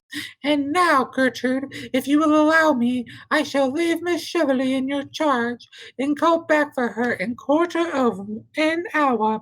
Or perhaps, dear Miss Cheveley, you wouldn't mind waiting in the carriage while I am with Lord Brancaster, as I intend to be a visit of condolence. I shan't stay long. I don't mind waiting in the carriage at all, provided there is somebody to look at one. Well, I hear the curate is always prowling about the house. I'm afraid I am not fond of girl friends. Oh, I hope Mrs. Cheveley will stay here a little. I should like to have a few minutes' conversation with her. How very kind of you, Lady Chiltern. Believe me, nothing would give me greater pleasure. Ah, No doubt you both have many pleasant reminiscences of your school days together. Goodbye, dear Gertrude. Shall I see you at Lady Broadarl's tonight? She has discovered a wonderful new genius. He does nothing at all, I believe. That is a great comfort, is it not? Robert and I are dining at home by ourselves tonight, and I don't think I shall go anywhere afterwards. Robert, of course, will have to be in the house, but there is nothing interesting on. Dining at home by yourselves? Is that quite prudent? Ah, I forgot. Your husband is an exception. Mine is the general rule, and nothing ages a woman so rapidly as having married the general rule. Exit Lady Markby. Wonderful woman, Lady Markby, isn't she? Talks more and says less than anybody I ever met. She is made to be a public speaker, much more so than her husband, though he is a typical Englishman, always dull and usually violent. Mrs. Cheveley, I think it is right to tell you quite frankly that had I known who you really were, I should not have invited you to my house last night. Really? I could not have done so. I see that after all these years you have not changed a bit, Gertrude. I never change. Then life has taught you nothing. It has taught me that a person who has once been guilty of a dishonest and dishonorable action may be guilty of it a second time and should be shunned. Would you apply that rule to everyone? Yes, to everyone, without exception. Then I am sorry for you, Gertrude, very sorry for you. You see now I was sure that for many reasons any further acquaintance between us during your stay in London is quite impossible. Do you know, Gertrude, I don't mind your talking morality a bit. Morality is simply the attitude we adopt towards people we personally dislike. You dislike me, I am quite aware of that, and I have always detested you, and yet I have come here to do you a service. Like the service you wished to render my husband last night, I suppose. Thank heaven I saved him from that. It was you who made him write that insolent letter to me? It was you who made him break his promise? Yes. Then you must make him keep it. I give you till tomorrow morning, no more. If by that time your husband does not solemnly bind himself to help me in this great scheme in which I am interested... This fraudulent speculation. Call it what you choose. I hold your husband in the hollow of my hand, and if you are wise, you will make him do what I tell him. You are impertinent. What has my husband to do with you, with a woman like you? Ha! In this world, like meets with like. It is because your husband is himself fraudulent and dishonest that we pair so well together. Between you and him, there are chasms. He and I are closer than friends. We are enemies linked together. The same sin binds us. How dare you class my husband with yourself? How dare you threaten him or me? Leave my house. You are unfit to enter it. Sir Robert Chiltern enters from behind. He hears his wife's last words and sees to whom they are addressed. He grows deadly pale. Your house? A house bought with the price of dishonor. A house, everything in which has been paid for by fraud. Ask him what the origin of his fortune is. Get him to tell you how he sold to a stockbroker a cabinet secret. Learn from him to what you owe your position. It is not true. Robert, it is not true. Look at him. Can he deny it? Does he dare to? You have done your worst now. My worst. I have not finished with you, with either of you. I give you both till tomorrow at noon. If by then you don't do what I bid you to do, the whole world shall know of the origin of Robert Chiltern. Sir Robert Chiltern strikes a bell. Enter Mason. Show Mrs. Cheveley out. Mrs. Cheveley starts, then bows with somewhat exaggerated politeness to Lady Chiltern, who makes no sign of response. As she passes by Sir Robert Chiltern, who is standing close to the door, she pauses for a moment and looks him straight in the face. She then goes out, followed by the servant, who closes the door after him. The husband and wife are left alone. Lady Chiltern stands like someone in a dreadful dream. Then she turns round and looks at her husband. She looks at him with strange eyes, as though she were seeing him for the first time. You sold a cabinet secret for money. You began your life with fraud. You built up your career on dishonor. Oh, tell me it is not true. Lie to me. Lie to me. Tell me it is not true. What this woman said is quite true. But Gertrude, listen to me. You don't realize how I was tempted. Let me tell you the whole thing. Don't come near me. Don't touch me. I feel as if you had soiled me forever. Oh, what a mask you have been wearing all these years. A horrible painted mask. You sold yourself for money. Oh, a common thief. were better. You put yourself up to sale to the highest bidder. You were bought in the market. You lied to the whole world, and yet you will not lie to me. Gertrude! No, don't speak. Say nothing. Your voice wakes terrible memories. Memories of things that made me love you. Memories of words that made me love you. Memories that now are horrible to me. And how I worshipped you. You were to me something apart from common life, a thing pure, noble, honest, without stain. The world seemed to me finer because you were in it, and goodness more real because you lived. And now, oh, when I think that I made of a man like you my ideal, the ideal of my life. There was your mistake. There was your error. The error all women commit. Why can't you women love us, faults and all? Why do you place us on monstrous pedestals? We have all feet of clay, women as well as men. But when we men love women, we love them knowing their weaknesses, their follies, their imperfections. Love them all the more. It may be for that reason. It is not the perfect, but the imperfect who have need of love. It is when we are wounded by our own hands or by the hands of others that love should come to cure us. Else what use is love at all? All sins, except a sin against itself, love should forgive. All lives, save loveless lives, true love should pardon. A man's love is like that. It is wider, larger, more human than a woman's.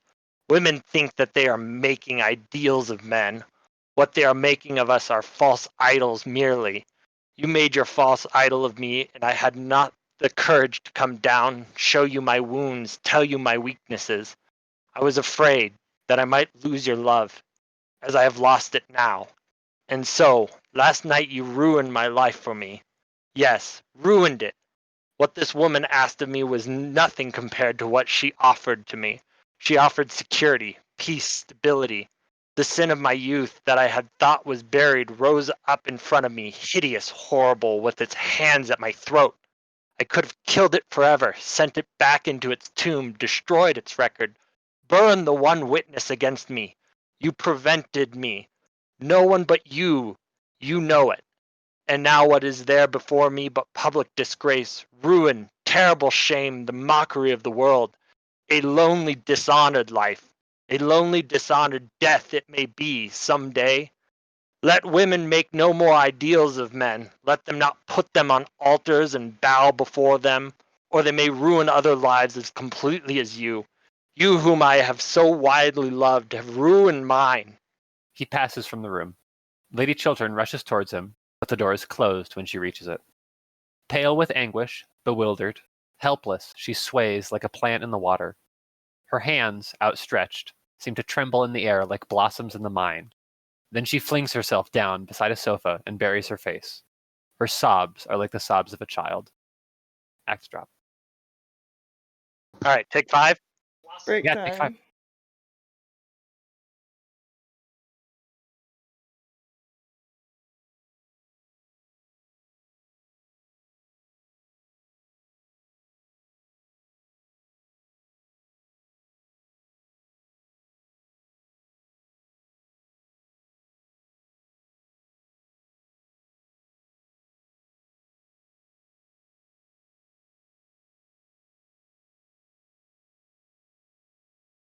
Okay, I'm back.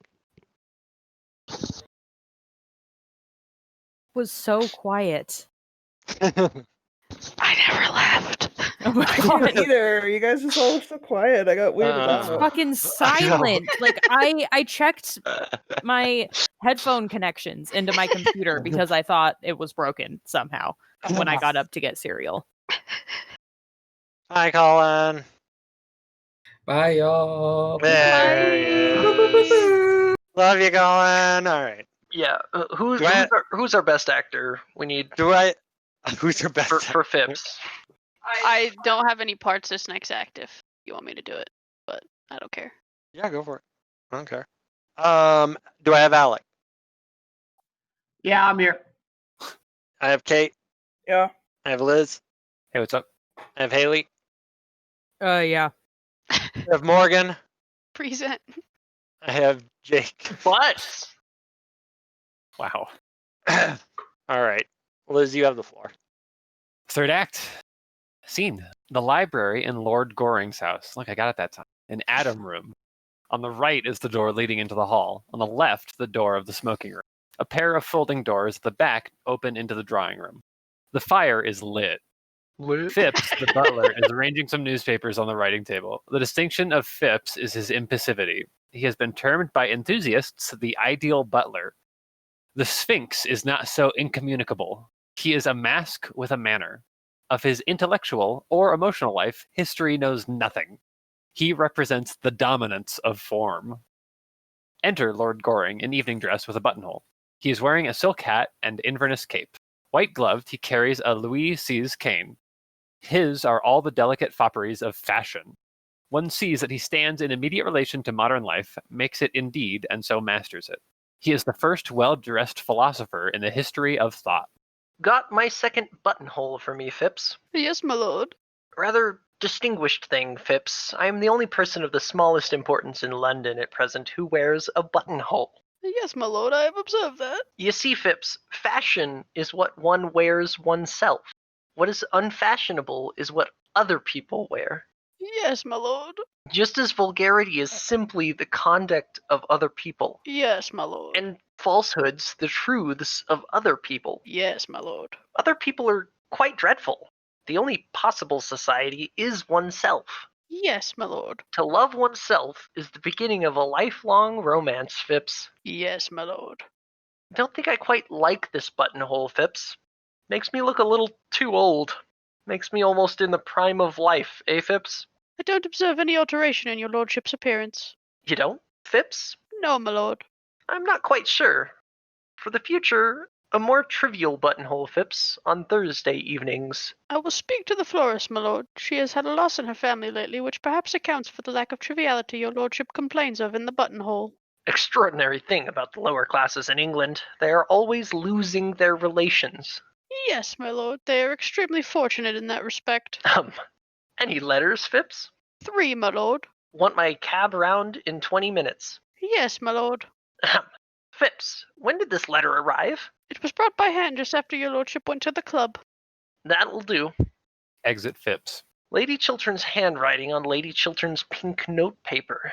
That is rather curious. I thought Robert was to write. Wonder what Lady Chiltern has got to say to me.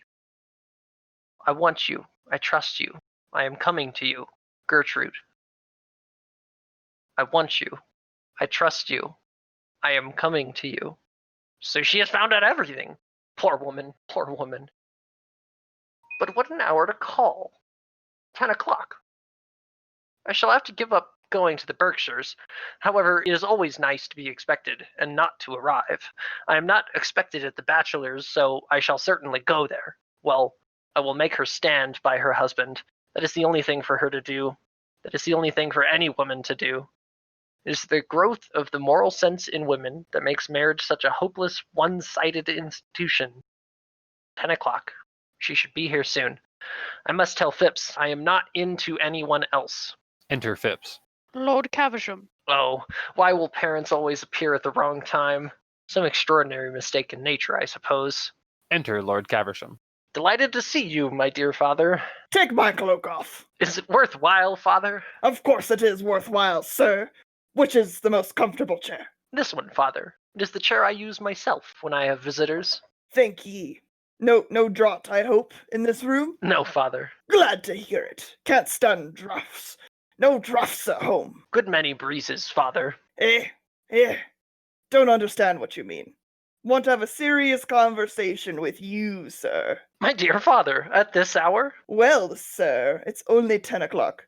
What is your objection to the hour? I think the hour is an admirable hour. Well, the fact is, father, this is not my day for talking seriously.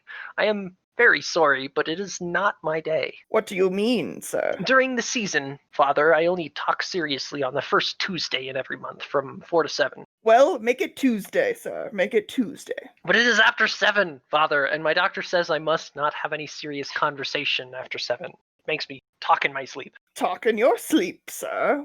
What does that matter? You're not married. No, father, I am not married. That is what I have come to talk to you about, sir. You have got to get married, and at once. Why, when I was your age, sir, I had been an inconsolable widower for 3 months, and was already paying my addresses to your admirable mother.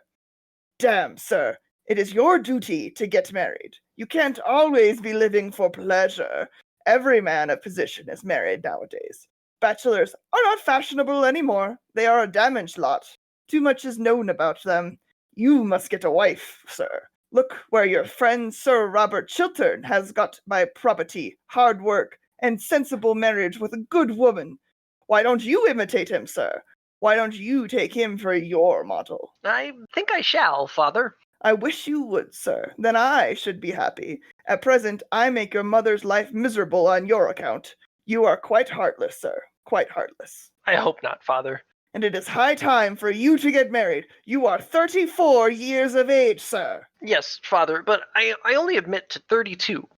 31 and a half when I have a really good buttonhole. This buttonhole is not trivial enough. I tell you, you are 34, sir, and there is a draft in your room, besides, which makes your conduct worse. Why, did you tell me there was no draft, sir? I feel a draft, sir. I feel it distinctly. So do I, father. It is a dreadful draft. I will come and see you tomorrow, father. We can talk over anything you like. Let me help you on with your cloak, father. No, sir. I have called this evening for a definite purpose, and I'm going to see it through at all costs to my health or yours. Put down my cloak, sir. Certainly, father. But let us go into another room. There is a dreadful draft here. Enter Phipps. Phipps, is there a good fire in the smoking room? I lost my place. Just say yes, my lord. Oh wait, I got it. Yes, my lord. I didn't even have to look. I probably should have just known that. Come in there, father. Your sneezes are quite heartrending. Well, sir, I suppose I have a right to sneeze when I choose. Quite so, father. I was merely expressing sympathy. Oh, damn sympathy. There's a great deal too much of that sort of thing going on nowadays. I quite agree with you, father. If there was less sympathy in the world, there would be less trouble in the world. That is a paradox, sir. I hate paradoxes. So do I, father. Everybody one meets is a paradox nowadays. It is a great bore. It makes society so obvious. Do you always really understand what you say, sir? Yes, father, if I listen attentively. If you listen attentively, conceited young puppy. Goes off grumbling into the smoking room. Phipps enters. Phipps, there is a lady coming to see me this evening on a particular business. Show her into the drawing room when she arrives. You understand? Yes, my lord. It is a matter of the gravest importance, Phipps. I understand, my lord. No one else is to be admitted under any circumstances. I understand, my lord. Ah, that is probably the lady. I shall see her myself. Just as he is going towards the door, Lord Caversham enters from the smoking room. Well, sir, am I to wait attendance on you? In a moment, father. Do excuse me. Lord Caversham goes back. Well, remember my instructions, Phipps. Into that room. Yes, my lord. Lord Goring goes into the smoking room. Harold, the footman, shows Miss Cheveley in. Lamia-like, she is in green and silver. She has a cloak of black satin lined with dead rose-leaf silk. What name, madam? Is Lord Goring not here? I was told he was at home. His lordship is engaged at present with Lord Caversham, madam. Turns a cold, glassy eye on Harold, who at once retires. How very filial. His lordship told me to ask you, madam, to be kind enough to wait in the drawing room for him. His lordship will come to you there. Lord Goring expects me? Yes, madam. Are you quite sure? His lordship told me that if a lady called, I was to ask her to wait in the drawing room. His lordship's directions on the subject were very precise. How thoughtful of him. To expect the unexpected shows a thoroughly modern intellect. Ugh, how dreary a bachelor's drawing room always looks. I shall have to alter all this. No, I don't care for that lamp. It is far too glaring. Light some candles. Certainly, madam. I hope the candles have very becoming shades. We have had no complaints about them, madam, as yet. Passes into the drawing room and begins to light the candles. I wonder what woman he is waiting for tonight. It will be delightful to catch him. Men always look so silly when they are caught, and they are always being caught. What a very interesting room. What a very interesting picture. Wonder what his correspondence is like. Oh, what a very uninteresting correspondence. Bills and cards, debts and dowagers. Who on earth writes them on pink paper? How silly to write on pink paper. It looks like the beginning of a middle-class romance. Romance should never begin with sentiment. It should begin with science and end with sentiment. I know that handwriting. That is Gertrude Chiltern's. I remember it perfectly. The 10 Commandments in every stroke of the pen and the moral law all over the page. Wonder what Gertrude is writing to him about. Something horrid about me, I suppose, how I detest that woman. I trust you. I want you. I am coming to you. Gertrude. I trust you. I want you. I am coming to you. A look of triumph comes over her face. She is just about to steal the letter when Phipps comes in. The candles in the drawing room are lit, madam, as you directed. Thank you. I trust the shades will be to your liking, madam. They are the most becoming we have. They are the same as his lordship uses himself when he is dressing for dinner. Then I am sure they will be perfectly right. Thank you, madam. Mrs. Cheveley goes into the drawing room. Phipps closes the door and retires. The door is then slowly opened, and Miss Cheveley comes out and creeps stealthily towards the writing room. Suddenly, voices are heard from the smoking room. Mrs. Cheveley grows pale and stops. The voices grow louder, and she goes back into the drawing room, biting her lip. Enter Lord Goring and Lord Caversham. My dear father, if I am to get married, surely you will allow me to choose the time, place, and person, particularly the person. That is a matter for me, sir. You would probably make a very poor choice. It is I who should be consulted, not you. There is property at stake. It is not for a matter of affection. Affection comes on later in married life. Yes. In married life, affection comes when people thoroughly dislike each other, father, doesn't it? Certainly, sir. I mean, certainly not, heir. You are talking very foolishly tonight. What I say is that marriage is a matter for common sense. But women who have common sense are so curiously plain, father, aren't they? Of course, I only speak from hearsay. No woman, plain or pretty, has any common sense at all, sir. Common sense is the privilege of our sex. Quite so. And we men are so self-sacrificing that we never use it, do we, father? I use it, sir. I use nothing else. So my mother tells me. It is the secret of your mother's happiness. You are very heartless, sir. Very heartless. I hope not, father. Goes out for a moment, then returns, looking rather put out, with Sir Robert Chiltern. My dear Arthur, what a piece of good luck meeting you on the doorstep. Your servant had just told me you were not at home. How extraordinary. Well, the fact is, I am horribly busy tonight, Robert, and I gave orders I was not at home to anyone. Even my father had a comparatively cold reception. He complained of a draft the whole time. Ah, you must be at home to me, Arthur. You are my best friend. Perhaps by tomorrow you will be my only friend. My wife has discovered everything. Ah, I guessed as much. Really? How? Oh, merely by something in the expression of your face as you came in. Who told her? Mrs. Cheveley herself. And the woman I love knows that I began my career with an act of low dishonesty, that I built up my life upon sands of shame, that I sold like a common huckster the secret that had been entrusted to me as a man of honor. Thank heaven poor Lord Radley died without knowing that I betrayed him. Would to God I had died before I had been so horribly tempted, or had fallen so low. You've heard nothing from Vienna yet, in answer to your wire? Yes, I got a telegram from the first secretary at 8 o'clock tonight. Well?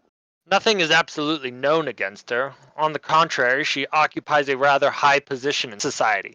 It is a sort of open secret that Baron Ernheim left her the greater portion of his immense fortune. Beyond that, I can learn nothing. She doesn't turn out to be a spy, then? Oh, spies are of no use nowadays.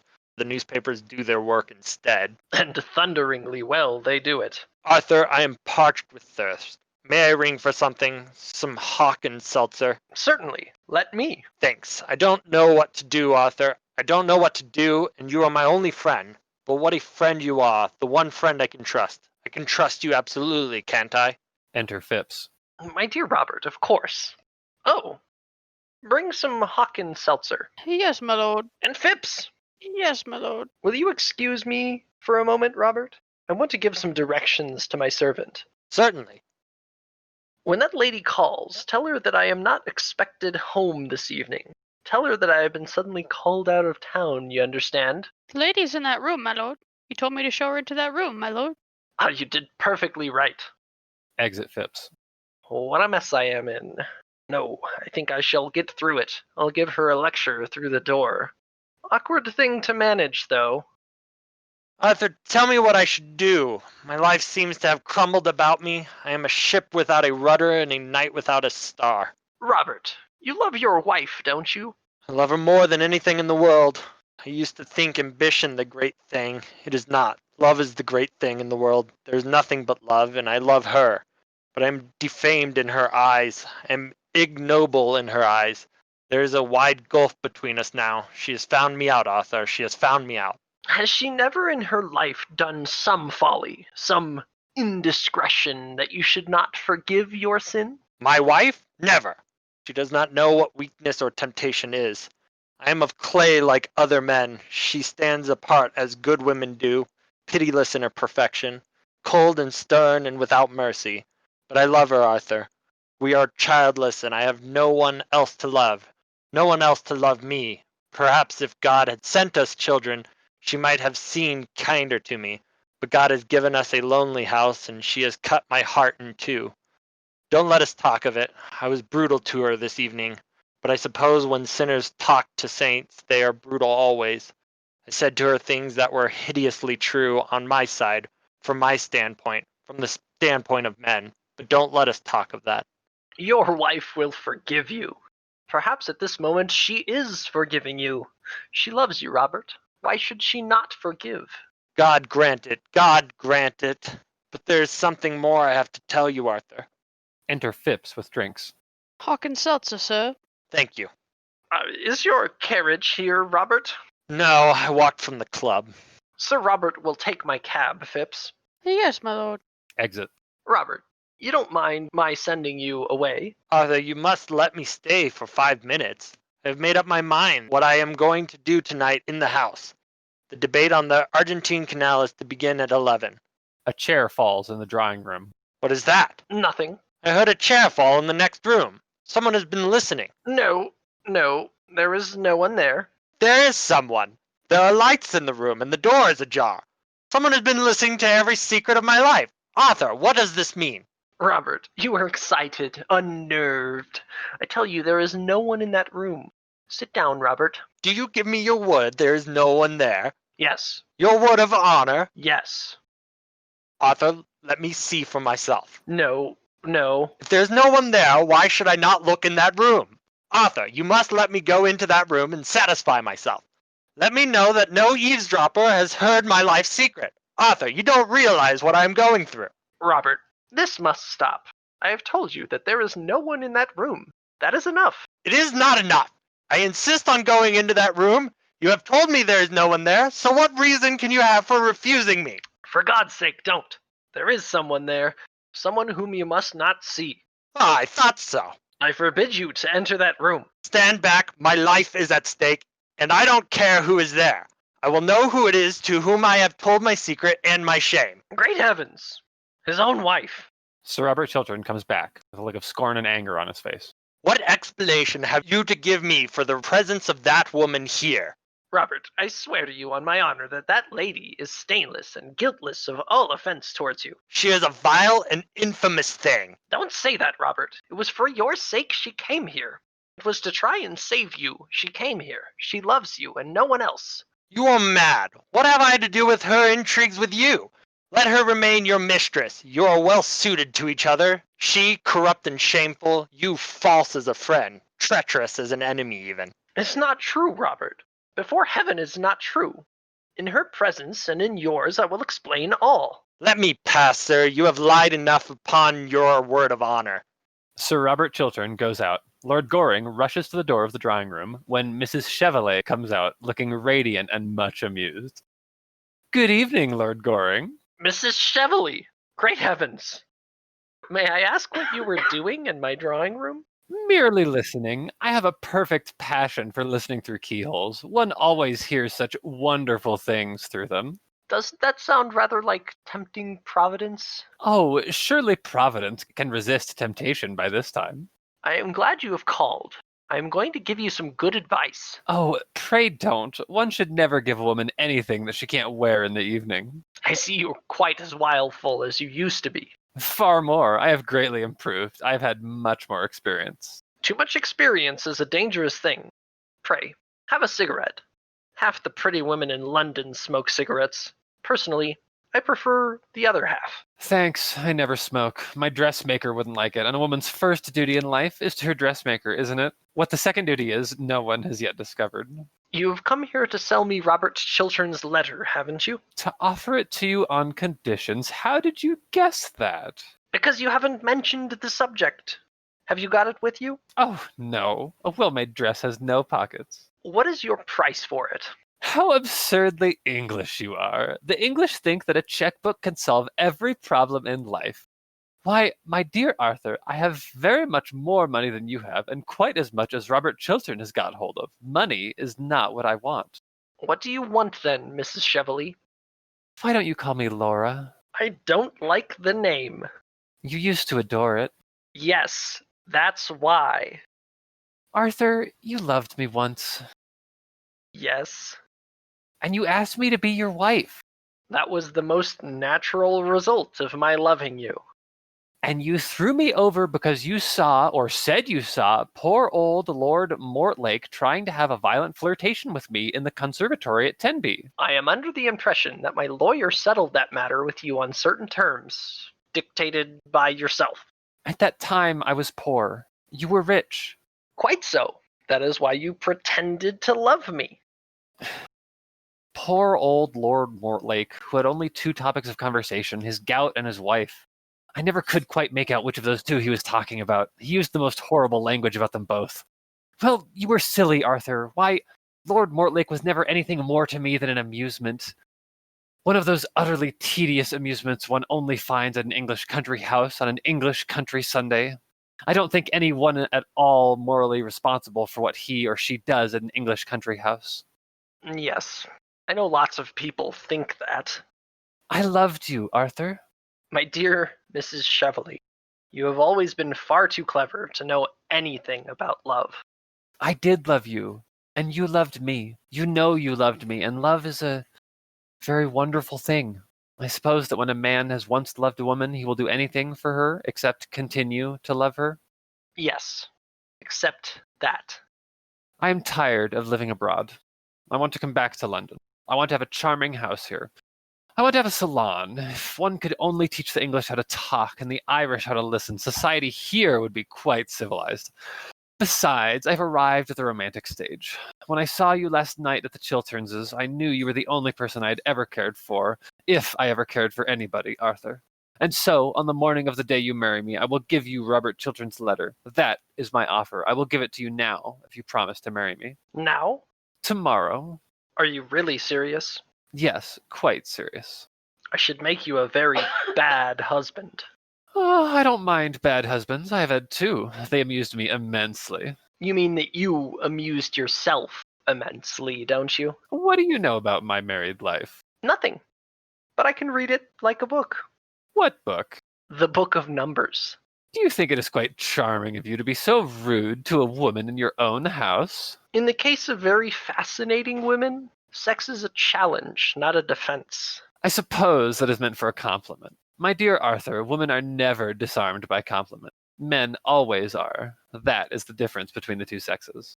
Women are never disarmed by anything, as far as I know them. Then you are going to allow your greatest friend, Robert Chiltern, to be ruined, rather than marry someone who has considerable attractions left. I thought you would have risen to some great height of self-sacrifice, Arthur. I think you should. And the rest of your life you could spend in contemplating your own perfections. Oh, I do that as it is. And self-sacrifice is a thing that should be put down by law. It is so demoralizing to the people for whom one sacrifices oneself. They always go to the bad.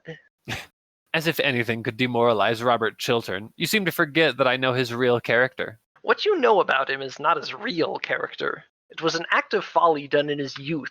Dishonorable, I admit. Shameful, I admit. Unworthy of him, I admit. And therefore, not his true character. How you men stand up for each other. how you women war against each other. I only war against one woman, against Gertrude Chiltern. I hate her. I hate her now more than ever. Because you have brought a real tragedy into her life, I suppose. Oh, there is only one real tragedy in a woman's life. The fact that her past is always her lover and her future invariably her husband. Lady Chiltern knows nothing of the kind of life to which you are alluding. A woman whose size in gloves is 7 3/4 never knows much about anything. You know Gertrude has always worn 7 3/4. That is one of the reasons why there was never any moral sympathy between us. Well, Arthur, I suppose this romantic interview may be regarded as at an end. You admit it was romantic, don't you? For the privilege of being your wife, I was ready to surrender a great prize, the climax of my diplomatic career. You decline. Very well. If Sir Robert doesn't hold my Argentine scheme, I expose him. Voilà tout. You mustn't do that. It would be vile, horrible, infamous. Oh, don't use big words. They mean so little. It is a commercial transaction. That is all. There is no good mixing up sentimentality in it. I offered to sell Robert Chiltern a certain thing. If he won't pay me my price, he will have to pay the world a greater price. There is no more to be said. I must go. Goodbye. Won't you shake hands? With you? No. Your transaction with Robert Chiltern may pass as a loathsome commercial transaction of a loathsome commercial age, but you seem to have forgotten that you came here tonight to talk of love. You whose lips desecrated the word love. You to whom the thing is a book closely sealed, went this afternoon to the house of one of the most noble and gentle women in the world to degrade her husband before her eyes, to try and kill her love for him, to put poison in her heart and bitterness into her life, to break her idol and, it may be, spoil her soul. That I cannot forgive you. That was horrible. For that, there can be no forgiveness. Arthur, you are unjust to me. Believe me, you are quite unjust to me. I didn't go to taunt Gertrude at all. I had no idea of doing anything of the kind when I entered. I called with Lady Markby simply to ask whether an ornament, a jewel, that I lost somewhere last night had been found at the Chiltonses. If you don't believe me, you can ask Lady Markby. She will tell you it's true. The scene that occurred happened after Lady Markby had left and was really forced on me by Gertrude's rudeness and sneers. I called, a little out of malice if you like, but really to ask if a diamond brooch of mine had been found. That was the origin of the whole thing. A diamond snake brooch with a ruby? Yes. How do you know? Because it is found. In point of fact, I found it myself and stupidly forgot to tell the butler anything about it as I was leaving. It is in this drawer. No, that one. This is the brooch, isn't it? Yes, I am so glad to get it back. It was a present. Won't you wear it? Certainly, if you pin it. Why did you put it on as a bracelet? I never knew it could be worn as a bracelet. Really? No, but it looks very well on me as a bracelet, doesn't it? Yes. Much better than when I saw it last. When did you see it last? Oh, 10 years ago, on Lady Berkshire, from whom you stole it. What do you mean? I mean that you stole that ornament from my cousin, Mary Berkshire, to whom I gave it when she was married. Suspicion fell on a wretched servant who was sent away in disgrace. I recognized it last night. I determined to say nothing about it till I had found the thief. I have found the thief now, and I have heard her own confession. It's not true. You know it is true. Why, thief is written across your face at this moment. I will deny the whole affair from beginning to end. I will say I've never seen this wretched thing, that it was never in my possession. Mrs. Cheveley tries to get the bracelet off her arm, but fails. Lord Goring looks on amused. Her thin fingers tear at the jewel to no purpose. A curse breaks from her. Fuck! The drawback of stealing a thing, Mrs. Cheveley, is that one never knows how wonderful the thing that one steals is. You can't get that bracelet off unless you know where the spring is. And I see you don't know where the spring is. It is rather difficult to find. You brute, you coward! Oh, don't use big words. They mean so little. What are you going to do? I am going to ring for my servant. He is an admirable servant. Always comes in the moment one rings for him. When he comes, I will tell him to fetch the police. The police? What for? Tomorrow, the Berkshires will prosecute you. That is what the police are for. Is now in an agony of physical terror. Her face is distorted, her mouth awry. A mask has fallen from her. She is, for the moment, dreadful to look at. Don't do that. I will do anything you want, anything in the world you want. Give me Robert Chiltern's letter. Stop. Let me have time to think. Give me Robert Chiltern's letter. I have not got it with me. I will give it to you tomorrow. You know you are lying. Give it to me at once. Mrs. Cheveley pulls the letter out and hands it to him. She is horribly pale. This is it? Yes. For so well-dressed a woman, Mrs. Cheveley, you have moments of admirable common sense. I congratulate you. Please get me a glass of water. Certainly. Goes to the corner of the room and pours out a glass of water. While his back is turned, Mrs. Cheveley steals Lady Chiltern's letter. When Lord Goring returns the glass, she refuses it with a gesture. Thank you. Will you help me on with my cloak? With pleasure. Thanks. I am never going to try to harm Robert Chiltern again. Fortunately, you have not the chance, Mrs. Cheveley. Well, even if I had the chance, I wouldn't. On the contrary, I am going to render him a great service. I am charmed to hear it. It is a reformation. Yes. I can't bear so upright a gentleman, so honorable an English gentleman, being so shamefully deceived, and so... Well? I find that somehow Gertrude Chiltern's dying speech and confession has strayed into my pocket. What do you mean? I mean that I'm going to send Robert Chiltern the love letter his wife wrote to you tonight. Love letter? I want you. I trust you. I am coming to you, Gertrude. You wretched woman. Must you always be thieving? Give me back that letter. I'll take it from you by force. You shall not leave my room till I have got it. He rushes towards her, but Miss Cheveley at once puts her hand on the electric bell that is on the table. The bell sounds with shrill reverberations, and Phipps enters. Lord Goring merely rang that you should show me out. Good night, Lord Goring. Goes out, followed by Phipps. Her face is illuminated with evil triumph. There is joy in her eyes. Youth seems to have come back to her. Her last glance is like a swift arrow. Lord Goring bites his lip and lights his cigarette. Sorry, and lights his cigarette. God damn it.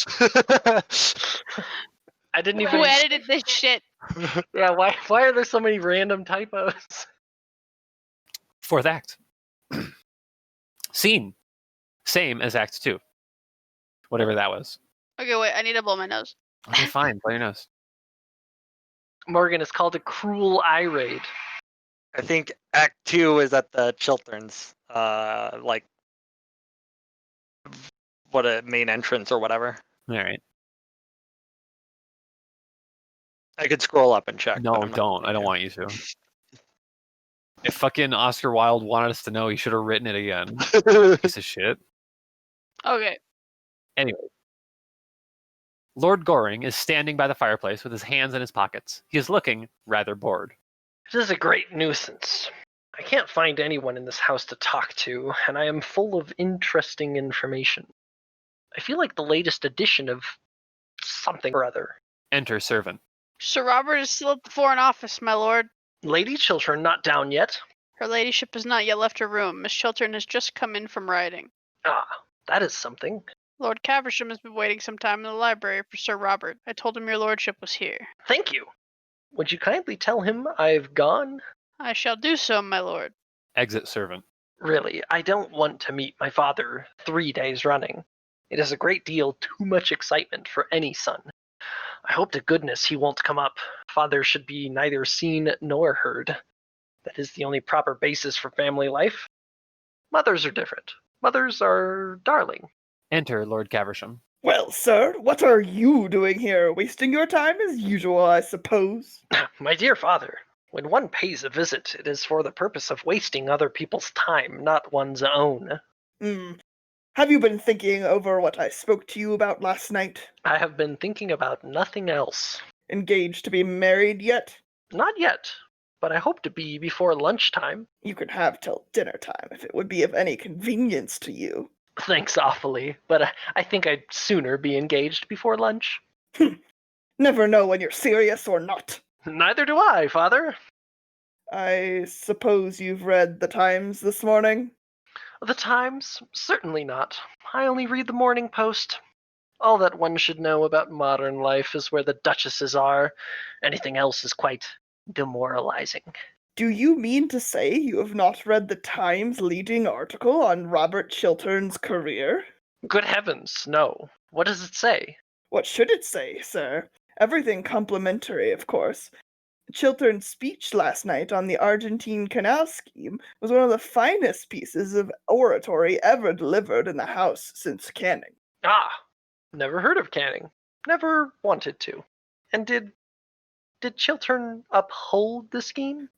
Uphold it, sir! How little you know about him! Why, he denounced it roundly, and the whole system of modern political finance. This speech is the turning point of his career, as the Times points out. You should read this article, sir. Sir Chiltern, the most rising of our young statesmen, brilliant orator, unblemished career, well-known integrity of character, represents what is best in English public life. Noble contrast to the lax morality so common among foreign politicians. They will never say that of you, sir. I sincerely hope not, Father. However, I am delighted at what you tell me about Robert. Thoroughly delighted. It shows me he's got pluck. He's got more than pluck, sir. He has got genius. Ah, I prefer pluck. It is not so common nowadays as geniuses. I wish you would go into Parliament. My dear father, only people who look dull ever get into the House of Commons, and only people who are dull ever succeed there. Why don't you do something useful in life? I am far too young. I hate this affection of youth, sir. It is a great deal too prevalent nowadays. Youth isn't an affection. Youth is an art. Why don't you propose to that pretty Mrs. Chiltern? I am of a very nervous disposition, especially in the morning. I don't suppose there is the smallest chance of her accepting you. I don't know how the betting stands today. If she did accept you, she would be the prettiest fool in England. That is just what I should like to marry. A thoroughly sensible wife who would reduce me to a condition of absolute idiocy in less than 6 months. You don't deserve her, sir. My dear father, if we men married the women we deserved, we should have a very bad time of it. Enter Mabel Chiltern. Oh, how do you do, Lord Caversham? I hope Lady Caversham is quite well. Lady Caversham is as usual, as usual. Good morning, Miss Mabel. And Lady Caversham's bonnets, are they at all better? They have had a serious relapse, I am sorry to say. Good morning, Miss Mabel. I hope an operation will not be necessary. If it is, we shall have to give Lady Caversham a narcotic. Otherwise, she would never consent to have a feather touched. Good morning, Miss Mabel. Oh, are you here? Of course you understand that after your breaking your appointment, I am never going to speak to you again. Oh, please don't say such a thing. You are the one person in London I really like to have to listen to me. Lord Goring, I never believe a single word that either you or I say to each other. You are quite right, my dear, quite right, as far as he is concerned, I mean. Do you think you could possibly make your son behave a little better occasionally, just as a change? I regret to say, Miss Chiltern, I have no influence over my son. I wish I had. If I had, I know what I would make him do. I am afraid that he has one of those terribly weak natures that are not susceptible to influence. He is very heartless, very heartless. It seems to me that I am a little in the way here. It is very good for you to be in the way and to know what people say of you behind your back. I don't at all like knowing what people say of me behind my back. It makes me far too conceited. After that, my dear, I really must bid you good morning. Oh, I hope you are not going to leave me all alone with Lord Goring, especially at such an early hour in the day. I am afraid I can't take him with me to Downing Street. It is not the Prime Minister's day for seeing the unemployed. Shakes hands with Mabel Chiltern, takes up his hat and stick, and goes out, with a parting glare of indignation at Lord Goring. People who don't keep their appointments in the park are horrid. Detestable. I'm glad you admit it, but I wish you wouldn't look so pleased about it. I can't help it. I always look pleased when I am with you. Then I suppose it is my duty to remain with you. Of course it is. Well, my duty is a thing I never do on principle. It always depresses me, so I'm afraid I must leave you. Please don't, Miss Mabel. I have something very particular to say to you. Oh, is it a proposal? Well, yes it is. I am bound to say it is. Oh, I'm so glad. That makes the second today. The second today? What conceited ass has been impertinent enough to dare to propose to you before I had proposed to you? Tommy Trafford, of course. It is one of Tommy's days for proposing. He always proposes on Tuesdays and Thursdays during the season. You didn't accept him, I hope. I make it a rule never to accept Tommy. This is why he goes on proposing. Of course, as you didn't turn up this morning, I very nearly said yes. It would have been an excellent lesson, both for him and for you, if I had. It would have taught you both better manners. Oh, bother Tommy Trafford. Tommy is a silly little ass. I love you. I know, and I think you might have mentioned it before. I am sure I have given you heaps of opportunities. Mabel, do be serious. Please be serious. Ah, that is the sort of thing a man always says to a girl before he has been married to her. He never says it afterwards. Mabel, I have told you that I love you. Can't you love me a little in return? You silly Arthur, if you knew anything about anything, which you don't, you would know that I adore you. Everyone in London knows it except you. It is a public scandal the way I adore you. I have been going about for the last 6 months telling the whole of society that I adore you. I wonder you consent to have anything to say to me. I have no character left at all. At least, I feel so happy that I am quite sure I have no character left at all. Do you know I was awfully afraid of being refused? But you never have been refused it by anybody, have you, Arthur? I can't imagine anyone refusing you. Of course, I'm not nearly good enough for you, Mabel. I am so glad, darling. I was afraid you were. And I'm a little over 30. Dear, you look weeks younger than that. How sweet of you to say so. And it is only fair to tell you frankly that I am fearfully extravagant. But so am I, Arthur, so we're sure to agree. And now I must go and see Gertrude. Must you really? Yes. Then do tell her I want to talk to her particularly. I have been waiting here all morning to see either her or Robert. Do you mean to say you didn't come here expressly to propose to me? No, that was a flash of genius. You're first. My last. I am delighted to hear it. Now don't stir. I'll be back in 5 minutes, and don't fall into any temptations while I am away. Dear Mabel, while you are away, there are none. It makes me horribly dependent on you. Enter Lady Chiltern. Good morning, dear. How pretty you are looking. How pale you are looking, Gertrude. It is most becoming. Good morning, Lord Goring. Good morning, Lady Chiltern. I shall be in the conservatory under the second palm tree on the left. Second on the left? Yes, the usual palm tree. Lady Chiltern, I have a certain amount of very good news to tell you. Mrs. Cheveley gave up Robert's letter last night, and I burned it. Robert is safe. Safe! Oh, I am so glad of that. What a good friend you are to him. To us! There is only one person now that could be said to be in any danger. What's that? Yourself. I? In danger? What do you mean? Danger is too great a word. It is a word I should have not have used, but I admit I have something to tell you that may distress you, that terribly distresses me. Yesterday evening, you wrote me a very beautiful, womanly letter asking me for my help. You wrote to me as one of your oldest friends, one of your husband's oldest friends. Mrs. Cheveley stole that letter from my rooms. Well, what use is it to her? Why should she not have it? Lady Chiltern, I will be quite frank with you. Mrs. Cheveley puts a certain construction on that letter and proposes to send it to your husband. But what construction could she put on it? Oh, not that, not that. If I, in trouble and wanting your help, trusting you, propose to come to you that you may advise me, assist me. Oh, are there women so horrible as that? As she proposes to send it to my husband? Tell me what happened. Tell me all that happened. Mrs. Cheveley was concealed in a room adjoining my library without my knowledge. I thought that the person who was waiting in that room to see me was yourself. Robert came in unexpectedly. A chair or something fell in the room. He forced his way in and he discovered her. We had a terrible scene. Still thought it was you. He left me in anger. At the end of everything, Mrs. Cheveley got possession of your letter. She stole it. When or how, I don't know. At what hour did this happen? At 10:30. And now I propose that we tell Robert the whole thing at once. You want me to tell Robert that the woman you expected was not Mrs. Cheveley, but myself? That it was I whom you thought was concealed in a room in your house at 10:30 at night? You want me to tell him that? I think it is better that he should know the exact truth. Oh, I couldn't. May I do it? No. You're wrong, Lady Chiltern. No. The letter must be intercepted, that is all. But how can I do it? Letters arrive for him every moment of the day. His secretaries open them and hand them to him.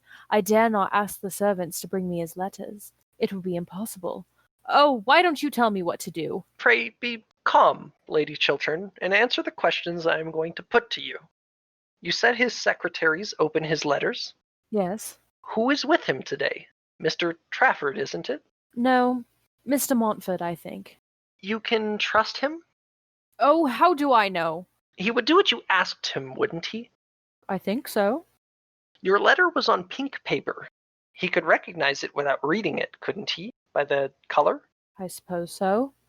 Is he in the house now? Yes. Then I will go and see him myself, and tell him that a certain letter, written on pink paper, is to be forwarded to Robert today, and that, at all costs, it must not reach him. Oh, Robert is coming upstairs with the letter in his hand. It has reached him already. Oh, you have saved his life. What have you done with mine? Enter Sir Robert Chiltern. He has the letter in his hand and is reading it. He comes towards his wife, not noticing Lord Goring's presence. I want you. I trust you. I am coming to you, Gertrude.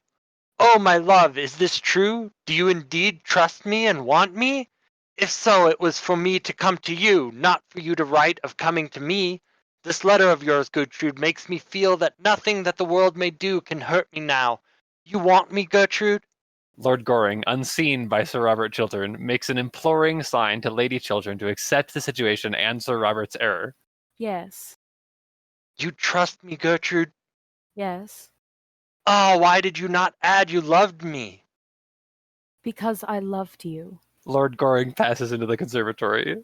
Gertrude, you don't know what I feel. When Montford passed me your letter across the table, he had opened it by mistake, I suppose, without looking at the handwriting on the envelope. I read it. Oh, I don't not care what disgrace or punishment was in store for me. I only thought you loved me still.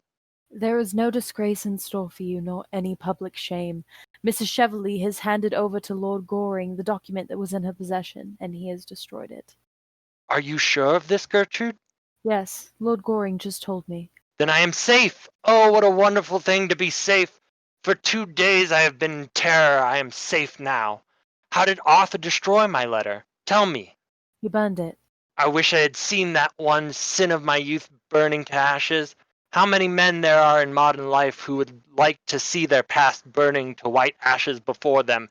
Is Arthur still here? Yes, he is in the conservatory. I am so glad. I made that speech last night in the house. I made it thinking that public disgrace might be the result, but it has not been so. Public honor has been the result. I think so. I fear so almost. For although I am safe from detection, although every proof against me is destroyed, I suppose, Gertrude, I suppose I should retire from public life. Oh yes, Robert, you should do that. It is your duty to do that. It is much to surrender. No, it will be much to gain. And you would be happy living somewhere alone with me? Abroad perhaps, or in the country away from London, away from public life? You would have no regrets? None, Robert. And your ambition for me? You used to be ambitious for me. Oh, my ambition! I have none now, but that we two may love each other. It was your ambition that led you astray. Let us not talk about ambition. Lord Goring returns to the conservatory, looking very pleased with himself and with an entirely new buttonhole that someone has made for him.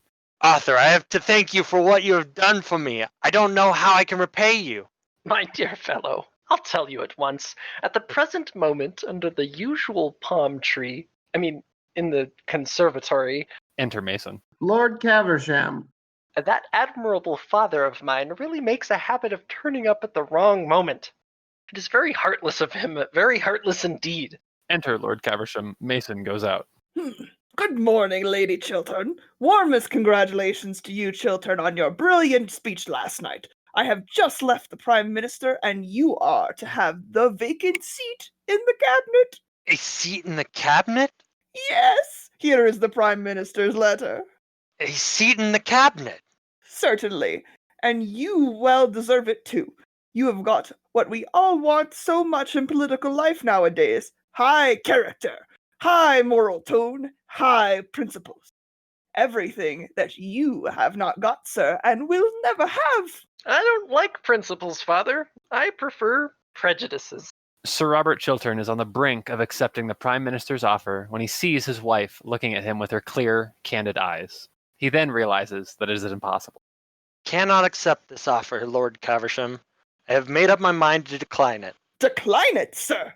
My intention is to retire at once from public life. Decline a seat in the cabinet and retire from public life? Never heard such a damned nonsense in the whole course of my existence. I beg your pardon, Lady Chiltern. I beg your pardon. Don't grin like that. No, father. Lady Chiltern, you are a sensible woman, the most sensible woman in London, the most sensible woman I know. Will you kindly prevent your husband from taking such...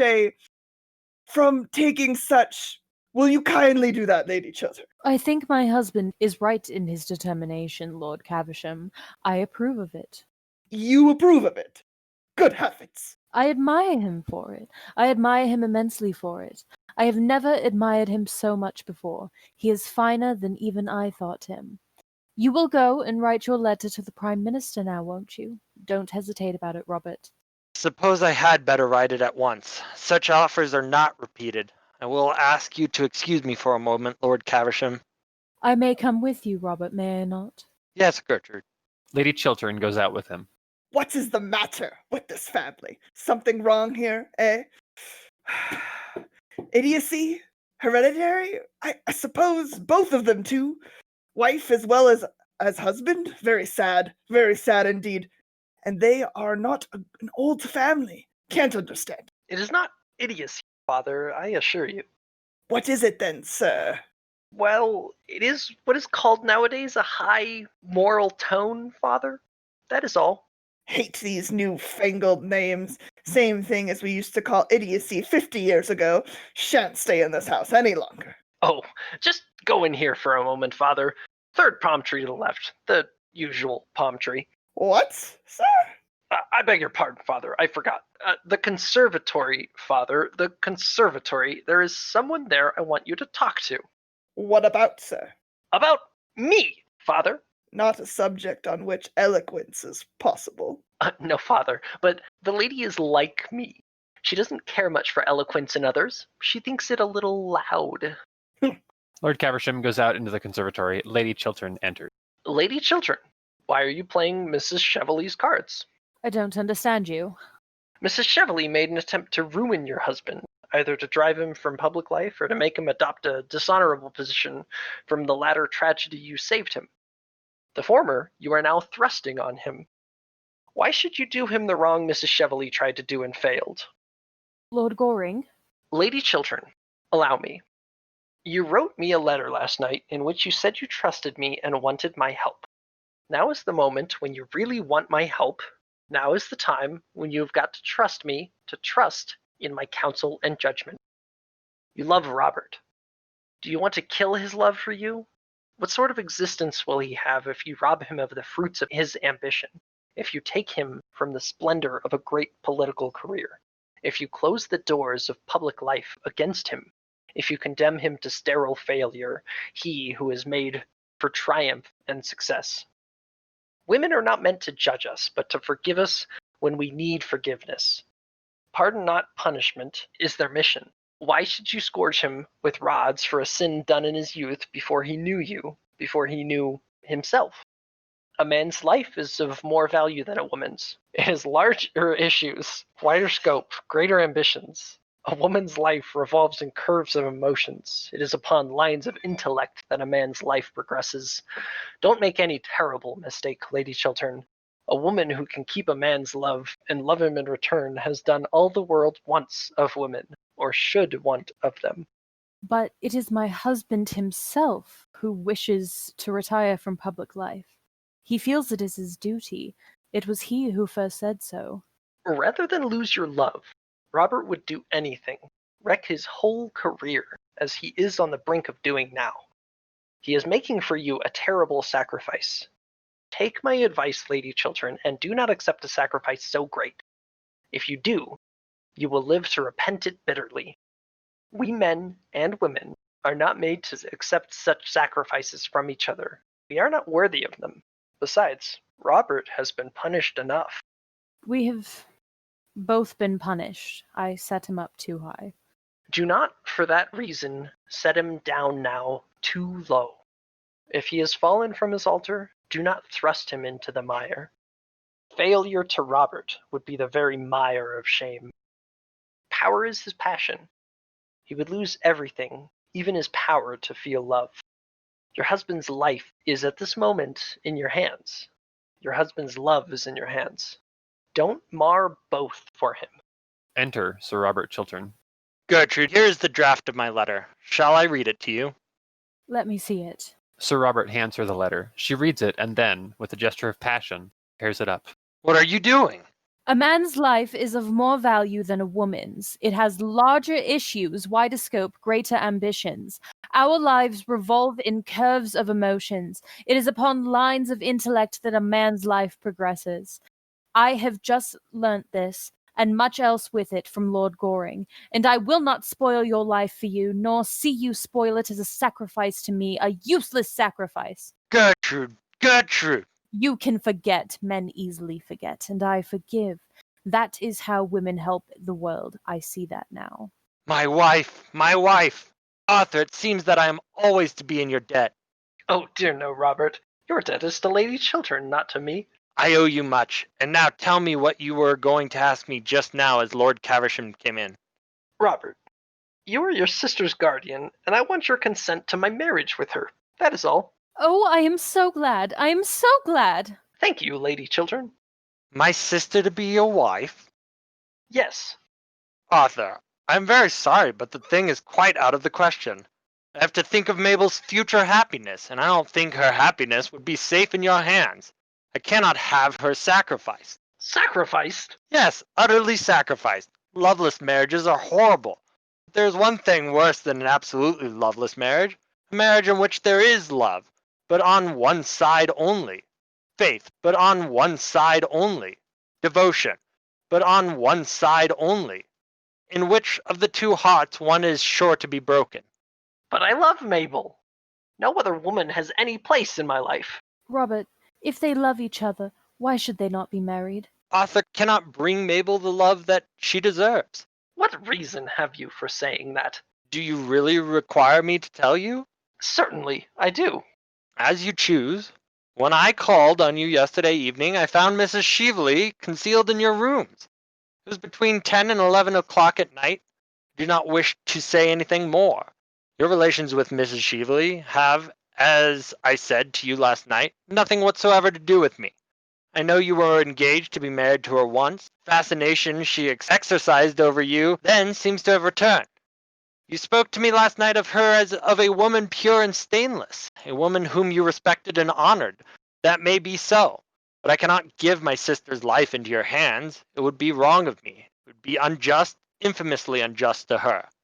I have nothing more to say. Robert, it was not Mrs. Cheveley whom Lord Goring expected last night. Not Mrs. Cheveley? Who was it then? Lady Chiltern! It was your own wife. Robert, yesterday afternoon Lord Goring told me that if ever I was in trouble, I could come to him for help, as he was our oldest and best friend. Later on, after that terrible scene in this room, I wrote to him telling him that I trusted him, that I had need of him, that I was coming to him for help and advice. Yes, that letter. I didn't go to Lord Goring's after all. I felt that it is from ourselves alone that help can come. Pride made me think that. Mrs. Cheveley went. She stole my letter and sent it anonymously to you this morning, that you should think. Oh, Robert, I cannot tell you what she wished you to think. What? Had I fallen so low in your eyes that you thought that even for a moment I could have doubted your goodness? Gertrude, Gertrude, you are to me the white image of all good things, and sin can never touch you. Arthur, you can go to Mabel, and you have my best wishes. Oh, stop a moment. There's no name at the beginning of this letter. The brilliant Mrs. Cheveley does not seem to have noticed that. There should be a name. Let me write yours. It is you I trust and need, you and none else. Well, really, Lady Chiltern, I think I should have back my own letter. No, you shall have Mabel. Well, I hope she hasn't changed her mind. It's nearly 20 minutes since I saw her last. Enter Mabel, Chiltern, and Lord Caversham. Lord Goring, I think your father's conversation much more improving than yours. I am only going to talk to Lord Caversham in the future, and always under the usual palm tree. Darling, What does this mean, sir? You didn't mean to say that this charming, clever young lady has been so foolish as to accept you? certainly, father. And Chiltern's been wise enough to accept the seat in the cabinet. I am very glad to hear that, Chiltern. I congratulate you, sir. If the country doesn't go to the dogs or to the radicals, we shall have you Prime Minister someday. Enter Mason. Luncheon is on the table, my lady. Mason goes out. You'll stop to luncheon, Lord Caversham, won't you? With pleasure. And I'll drive you down to Downing Street afterwards, Chiltern. You have a great future before you. A great future. Wish I could say the same for you, sir. But your career will have to be entirely domestic. Yes, father, I prefer it domestic. And if you don't make this young lady an ideal husband, I'll cut you off with a shilling. An ideal husband. Oh, I don't think I should like that. It sounds like something in the next world. What do you want him to be then, dear? He can be what he chooses. All I want is to be, a real wife to him. Upon my word, there is a good deal of common sense in that, Lady Chiltern. They all go out except Sir Robert Chiltern. He sinks in a chair, rapt spelled wrong, in thought. After a little time, Lady Chiltern returns to look for him. Aren't you coming in, Robert? Gertrude, is it love you feel for me, or is it pity merely? It is love, Robert. Love and only love. For both of us, a new life is beginning. Curtain. Hell yeah. Oh, god damn That's it. such a fucking weird way to end the play there. Like, I don't want people to think that they don't end happily, but like, now that you've addressed it specifically, it's even weirder. The whole moral of the play is just dumb. Oscar Wilde just hates women so much. There's like a glimpse of an okay moral, which is don't make what you think are good sacrifices for your partner, but instead communicate. But like, it's so hidden behind everything Yeah. else. Yeah, behind all the other shit. You gotta like really squint to see it. Yeah, I don't know if Oscar Wilde writes I don't know if he writes likable characters though. I don't know if you're supposed to like the guys anymore. I mean, they take bribes, and like one guy's entire career is based on a lie. Nah, it's all good. Just can't let women vote. It'll be okay. Thanks for hanging in, Alec. Killed it. Thank you. I loved it. Crushing It was it. so good. It made me laugh, and then it made me late for my line because I really it just, like. Sorry, I'm so sorry.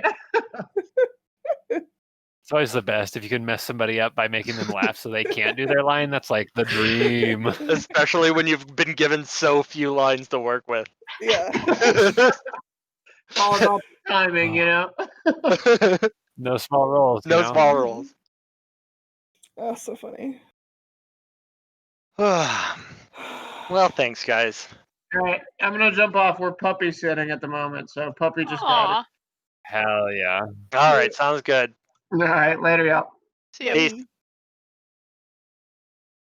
I think you actually isn't leave the correct one. Uh. It's stopped. Oh, is it stop? Be nice, Jesus.